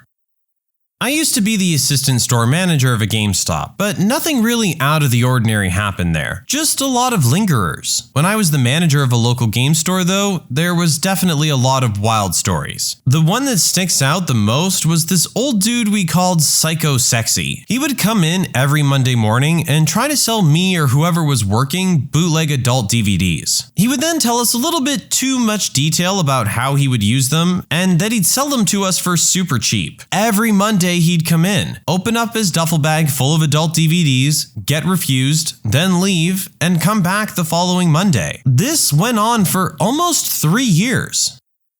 I was hired to help open a new store, a store where the manager was male, and everyone he hired, female. He was definitely trying to cultivate a hot GameStop kind of situation. Word got around, and we had people coming in to visit ours when they had other stores much closer to where they lived. They didn't really buy anything. They kind of just lurked around for hours at a time, chatting up the staff. There were days when they'd wait for us to close up, and that was kind of scary. I was eventually let go for not being friendly enough, which apparently was about 3 months before the manager had a total screaming meltdown during store hours, declaring himself High Archangel, threw some stuff at a customer, and was later picked up by an ambulance. So I guess my horror story is the whole damn job.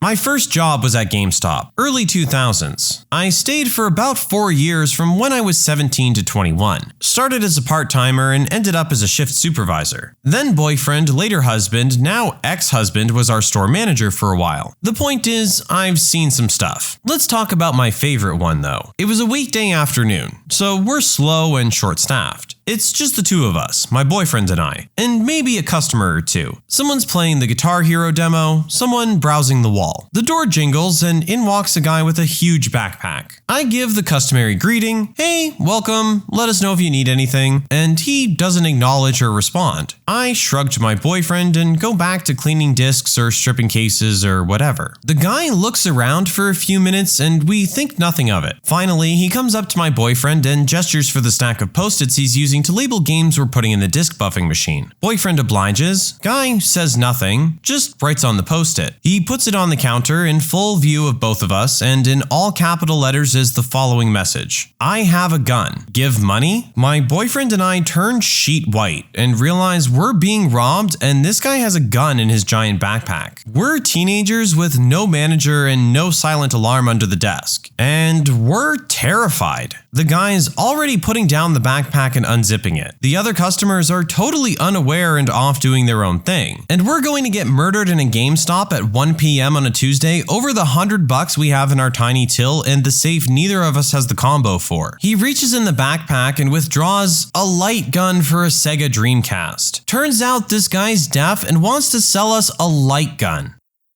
I once had a lady and her teenage son come in to trade in several DVDs and games they had just stolen from the Walmart behind the strip mall where our store was. Walmart employee calls me to ask if they're in my store and says the cops are on the way. So stall or do whatever you can to keep them there. I said, sure. I told them the cash versus store credit value of their items without mentioning that I can't even take them because they're still wrapped in the cellophane. I walk them around the store and talk about which games are the best value for the money and things like that. The cops show up and ask them to step outside, and I just smile and go back behind the counter. They followed the police out and one officer comes back a minute later to get the merchandise. Last I heard about it. Not a horror story, but definitely weird. Then there was this wealthy couple who had 3 kids, and each kid had a Wii, a PS3, and an Xbox 360. They would pre-order every major game that came out for each system, always the deluxe edition. They spent a ton of money in our store, and they were crazy. So abusive to every employee. They cussed at us and called us stupid. They would ask for things they knew they couldn't have and then throw a fit. They would scour their receipts for anything that could be a mistake and make you explain it to them over and over. Eventually, I went to work for a different company, and they came into my store there and got in line for my favorite cashier. I immediately called a manager over when it was their turn to check out, explained how I knew them, and that there was a 99% chance that they would make the cashier cry.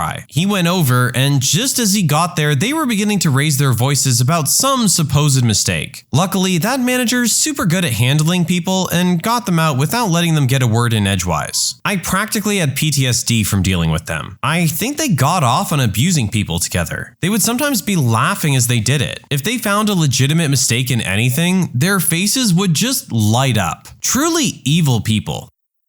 This story's from 2007 or so. GameStop had a used game return policy. 7 days, no questions asked, full refund. People would abuse this constantly, like a rental service. We knew it, and we were able to flag people who did it too often and decline them the returns. Manager policy, not company policy. Then there was this one lady. Old lady, gaggle of grandkids. Seemed so sweet. Was very nice to us while in the store, asking for help, recommendations, all of that stuff. Bought them a PS2 and a freaking gigantic stack of games. Like, had to be 20 to 25 at least. Her total came out to over $400. I rang her out, handed her the multiple bags of stuff, and said to the kids something along the lines of, "Wow, you guys are lucky to have such a great grandma. This many games will last you months." The grandma chuckled and said, "Oh, they're only in town for the week. You guys have that 7-day return policy. I'll see you in 6 days. Years ago, 2007 or 2008-ish, I trained a kid that turned around and robbed the store at gunpoint a month after we fired him for stealing. He and his buddies left without shooting anyone. My coworker was on the phone with the cops after he left while I was getting his old employee file out. I read off his 2 addresses he had down, parents and grandparents, phone number, and things like that. He's still serving time as the gun they used was apparently used in another homicide. Literally, this happened today. A customer brings in probably the grossest PlayStation 4 I've ever seen. I think, oh no, please don't have roaches. I hold it on end and tap it against the floor, and nothing falls out. Nor is there any rustling or things moving. No telltale signs. I take it in. My coworker decides he needs to find out why it's so dirty before cleaning it and opens it up. Inside is the world's first deluxe roach hotel. Managed to keep the hoard contained in the box the console was going in. That console is gone now. Why are people so gross? I got scolded by management for helping a woman for 30 minutes. She bought 12 games and was looking for good recommendations for her son who was on the spectrum. I found every game on her list and a few more to surprise him. She was overjoyed that her son was going to have lots of good games to play. Why were they mad over such a large sale? Oh, because they weren't used. Screw that store. That woman wanted to make sure her son was happy, and I was tasked to do so. I know I did a good job, and you guys can close shop. Never was an employee, but on the night Grand Theft Auto 4 came out, I was waiting in line and this kid rode up in the parking lot and started bragging about how he got the first copy and held his copy out the window. About 10 to 15 seconds of bragging and holding it outside the window, another kid ran up from behind the car, yanked the copy out of his hand, and ran into the woods behind the GameStop. They didn't find the kid who took it, and the kid in the car started crying immediately. Not a horror story, but it makes me laugh when I think about it. I worked at a big box store similar to Best Buy when the Wii U first came out. After months of Wii U being impossible to find, we finally had some in stock. I was helping another customer on a busy day when a guy stopped me to ask the price on the Wii U. How much is the Wii U console? It's $400 Canadian plus tax. Yeah, that's too much money. Can you do any better on the price? Yeah, for sure. I can give it to you for $399.99. That's much better. I'll take 2. I was an assistant store manager for about a year, had done retail before. Our store was right in between a fairly upscale touristy part of town, as well as some of the poorer neighborhoods, so we got all sorts of people. The holiday season was in full swing, and we were always crowded. This particular day, we had a few seasonal hires in to help with the workload, and I was behind the counter pulling games as people came up, just to help the transactions move faster. Then, suddenly, a smell hit the entire building like 100 cats had peed in the air conditioner, and someone had tried to get it dry by stoking a fire with burning hair. My seasonals look at me with a mix of confusion and terror as a family of 4 approached the counter, and it slowly became apparent that they were the cause of the smell. I've been noseblind before from staying with an aunt who used to be an animal hoarder, but this was far worse. I sent my seasonals on break, grabbed the hand sanitizer, pumped a small mountain of it into my hands, and as casually as possible smeared it on my upper lip, hoping my facial hair would hold onto it and block the smell. It mostly worked. I was already in holiday rush mode, but this was the fastest I ever got a used Xbox 360 and GTA 5 packaged and ready to go. When they left, we noticed that the store had actually cleared out of all the other customers, who also couldn't deal with the odor. My store manager came out of the back, gave me props for not embarrassing them, and promptly proceeded to fill our store with Febreze. What overlooked fact from a movie will completely change the way I see it? In Return of the Jedi, it's implied that the Ewoks feast on human flesh when they were going to cook the gang on spits. At the end of the movie, there's certainly more than enough stormtrooper fillets to go around. Saving Private Ryan. In the beginning, when they're clearing out the trenches and bunkers after taking the beach, 2 German soldiers come out with their hands up and yelling, seemingly trying to surrender. They're both shot dead, and the American soldier says they were saying, "Look, I washed for supper." It was actually in Czech, not German, and the man was saying, "Please don't shoot me. I'm not German. I'm Czech. I didn't kill anyone. I'm Czech." He was a Czech taken prisoner by the Germans and forced to fight for them. It made me sad when I learned that one. All the traps in Goonies are designed so that one person can make it through alive, especially if he or she is taken hostage and forced through the tunnels. The ship is rigged to be able to be sailed by a crew of 1, so the one person who makes it through the traps can sail away with the treasure for themselves. In The Dark Knight, the Joker tells Two-Face how he sees social order as the death of one being a tragedy only if the person is special enough. But people that are expected to die don't get attention from others. He refers to this as being part of the plan and established order. In real life, Heath Ledger died before The Dark Knight came out, and everyone talked about it. However, what a lot of people don't know is that Conway Wycliffe, a stuntman who worked on the movie, died as well when a stunt went wrong. The movie is dedicated to both men, but I don't need to tell you which one got more press. In Inglourious Bastards, the burning of the cinema at the end parallels the actual church burning by the Nazis at Oradour-sur-Glane. In fact, most of the movie sees us compelled to cheer on our protagonists as they commit war crimes and atrocities. And we feel permitted to enjoy this because they're morally superior and justified in their actions, given our knowledge of the vileness of their enemy and what they've inflicted upon our heroes. Yet, in reality, this is exactly the pervasive mentality the Nazis used to justify atrocities against the Jews and other minorities. A lot of people watch the iconic scene in Singin' in the Rain and assume the cop and pedestrians react the way they do because it's simply weird to sing and dance in the rain. However, the previous scene sets the time at around 2 a.m., so it makes more sense thinking they probably see him as a ridiculous drunkard who's finally going home after a night of binging. Shaun of the Dead. Spoilers ahead. The entire plot is revealed at the start of the movie. We'll have a Bloody Mary, first thing. Mary gets impaled and dies. A bite at the king's head. Philip is bitten. A couple, David and Di, at the little princess, Liz. A stagger when they pretend to be zombies. Down by the bar for shots. Killing zombies. Talk about great filmmaking. The entire plot of Home Alone is set into motion when Kevin gets into a fight with his family over spilled milk.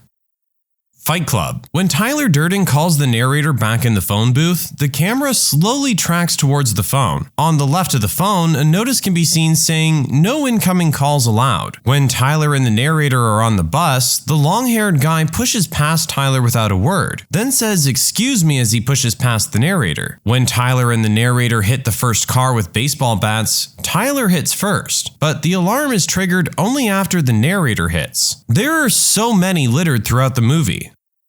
In Pinocchio, there's a group of men kidnapping boys and somehow magically turning them into donkeys. And absolutely nothing is done to stop this. And it's not like the consequences of it go away. Pinocchio keeps the donkey ears and tail for the duration of the movie. The movie just ends and everyone forgets that this is still happening. Kind of a dark ending there, Disney. In The Fifth Element, the bad guy, Zorg, and the hero, Corbin Dallas, never actually meet, or even really know about each other. In fact, Corbin works for and is fired by Zorg via the cab company. The closest they get to each other is getting into/out of elevators on the cruise ship just before it blows up.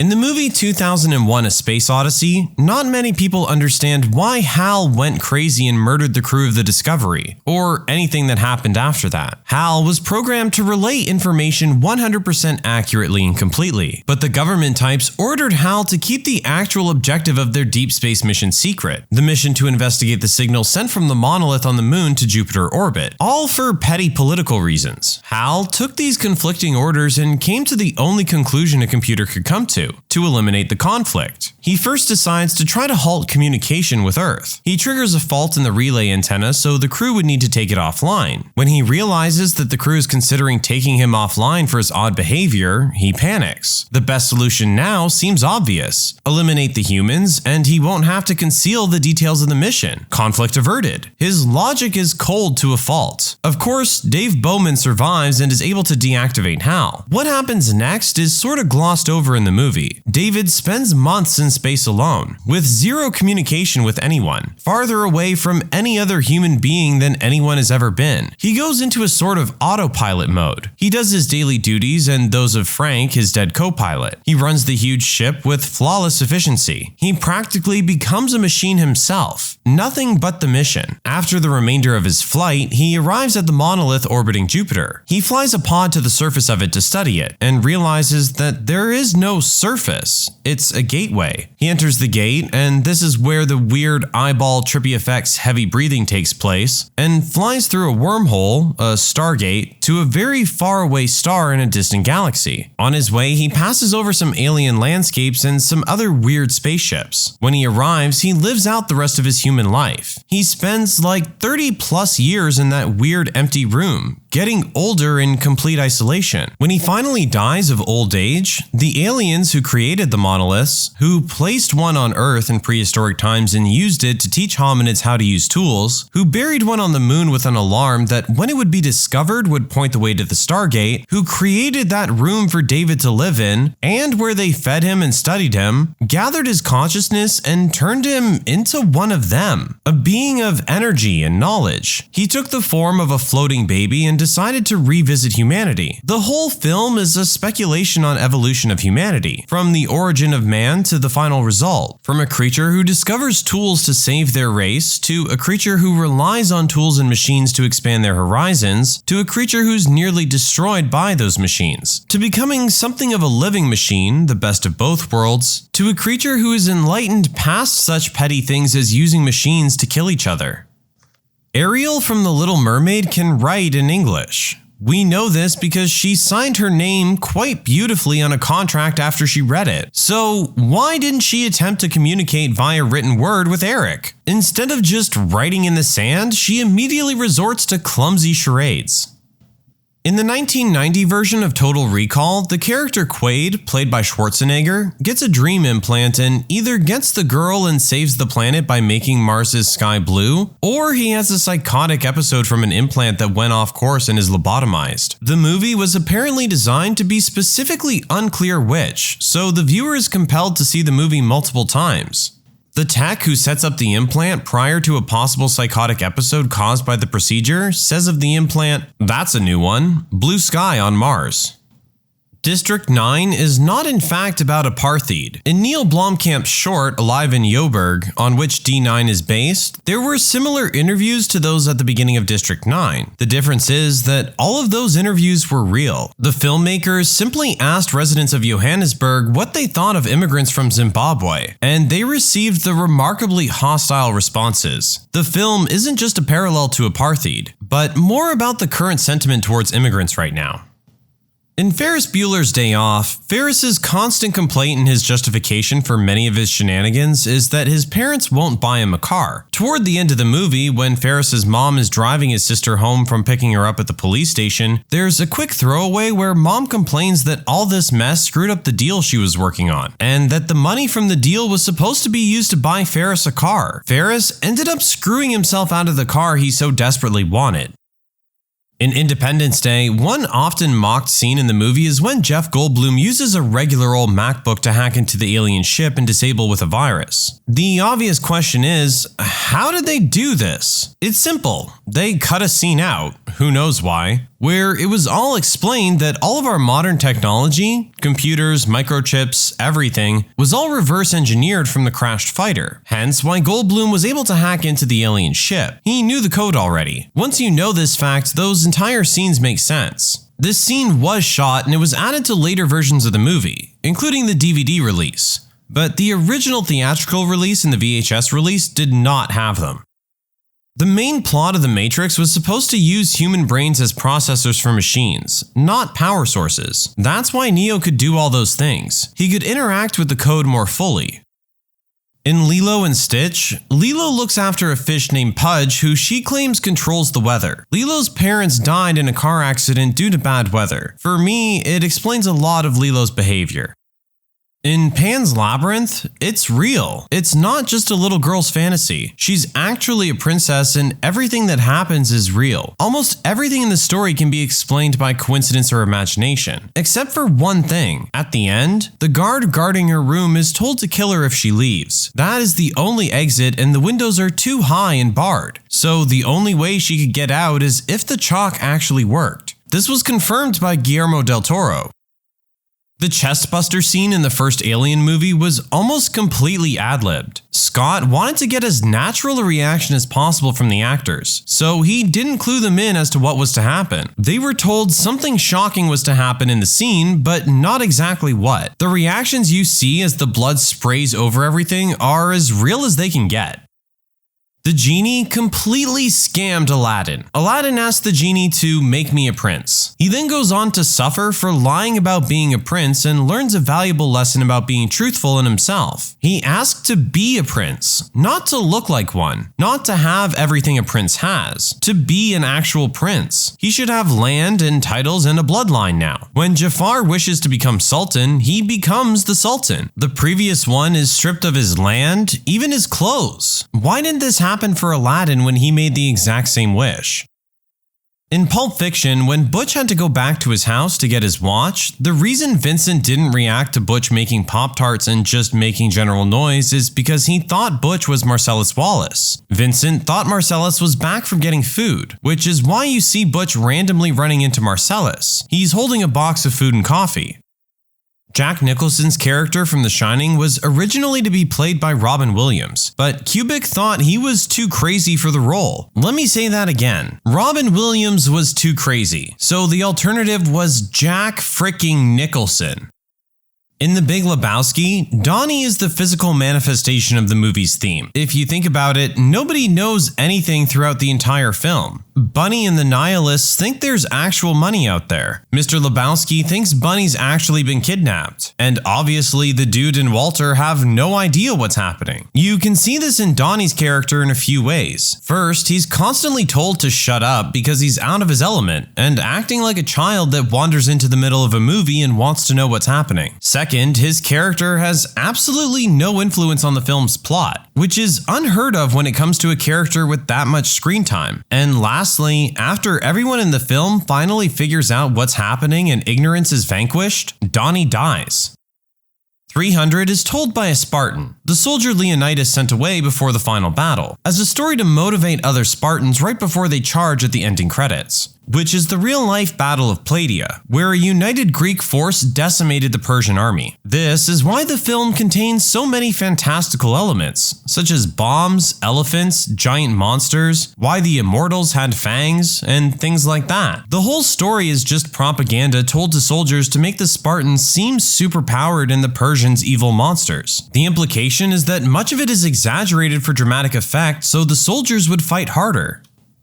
Moulin Rouge. Satine dies from tuberculosis, which is a contagious disease. She very likely gave it to Christian. He'll probably die from it, while the Duke was spared from that. In addition, the livelihood of the Moulin Rouge was dependent upon the Duke's money. The scenes with Christian writing his novel are set against the backdrop of an abandoned and destroyed Moulin Rouge. Satine's choice to do things for love literally destroyed the lives of everyone she cared about. In Forrest Gump, Lieutenant Dan seemed furious that Forrest was awarded a Medal of Honor. However, as Lieutenant Dan was his first officer in his chain of command, he would have had to be the one that originally suggested it. Superman Returns. The boyfriend, Richard, played by James Marsden, is all around a very great fellow. He's a pilot, loving father figure, and all around a Superman. Superman, on the other hand, leaves Lois because, best explanation, he felt like it. He comes back years later and expects her to continue where they last left off, as if years haven't gone by. She hasn't found someone else, has a kid, and that he left her to go have a vacation in space. Of course, ultimately, despite it all, she chooses Superman, because no matter how great of a person you are, you don't compare to Superman. Some salt on the wound is the revelation that it was Superman's kid. The kid he left behind and left Lois to take care of on her own. Oh yeah, he also saves Superman's life. And Superman's like, thanks loser, I'ma still take your family away. What a jerk. The film Watchmen depicts how many different world events would have been with superheroes present, especially Dr. Manhattan. For example, the Vietnam War is won by the US in a week with Dr. Manhattan's help, and the famous photo of a sailor kissing a nurse when World War II ends becomes a picture of a female superhero kissing that same nurse. There are 10 million changes, many of them extremely significant, that all occur in world history because of the addition of superheroes. So at the beginning of the movie, there's a montage of superhero history with a scene of the Night Owl punching out a thug outside the stage door of a movie theater. But guess what? The signs in the background show the production in question to be Die Flirtement, the Bat. The venue is Gotham Opera House, and the couple emerging from the theater on the left side of the frame are presumably Martha and Thomas Wayne. They even threw in a Batman poster just to really drive the hint home. In the Watchmen universe, Bruce Wayne never becomes Batman because his parents aren't killed. In the 8th Harry Potter movie, during the scene when Harry and McGonagall confront Snape in the Great Hall, as Snape is escaping, he redirects one of McGonagall's spells to hit the Carrow twins who are standing behind him. He's trying to help Harry, while still not revealing his cover to Voldemort. The Land Before Time. Notice at the end, Littlefoot finds the Great Valley after running through a dark tunnel with a light at the end. He then finds this paradise, complete with his long-lost grandparents. He's dead. They all died, and they're in heaven together. This was originally planned to be explicitly stated, but then it was decided to be too dark an ending for children, so they made it symbolic instead.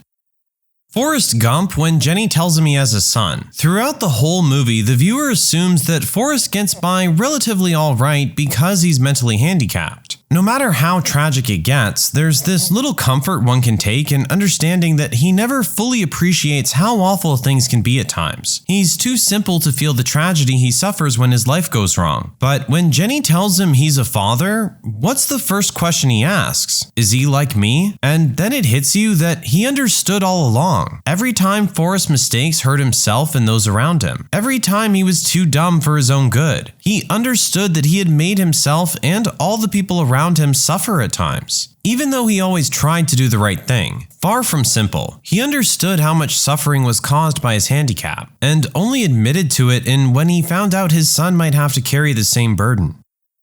Starship Troopers is thought of as a mindless action movie, but there's a subtle subplot throughout the whole movie. The reason Earth goes to war is because of the meteorites sent there by the bugs on Klendathu, but it's hinted at in the movie that the odds of that actually happening are almost impossible. That would mean that the meteorites were just a natural phenomena that the government used as an excuse to attack the alien planet, which means the protagonists were not protecting Earth, but rather invading an innocent planet. Terminator. Kyle fell in love with a photo of Sarah Connor that he had in the future. A photo that's taken at the end of the film at the very moment she's thinking about how much she loves Kyle.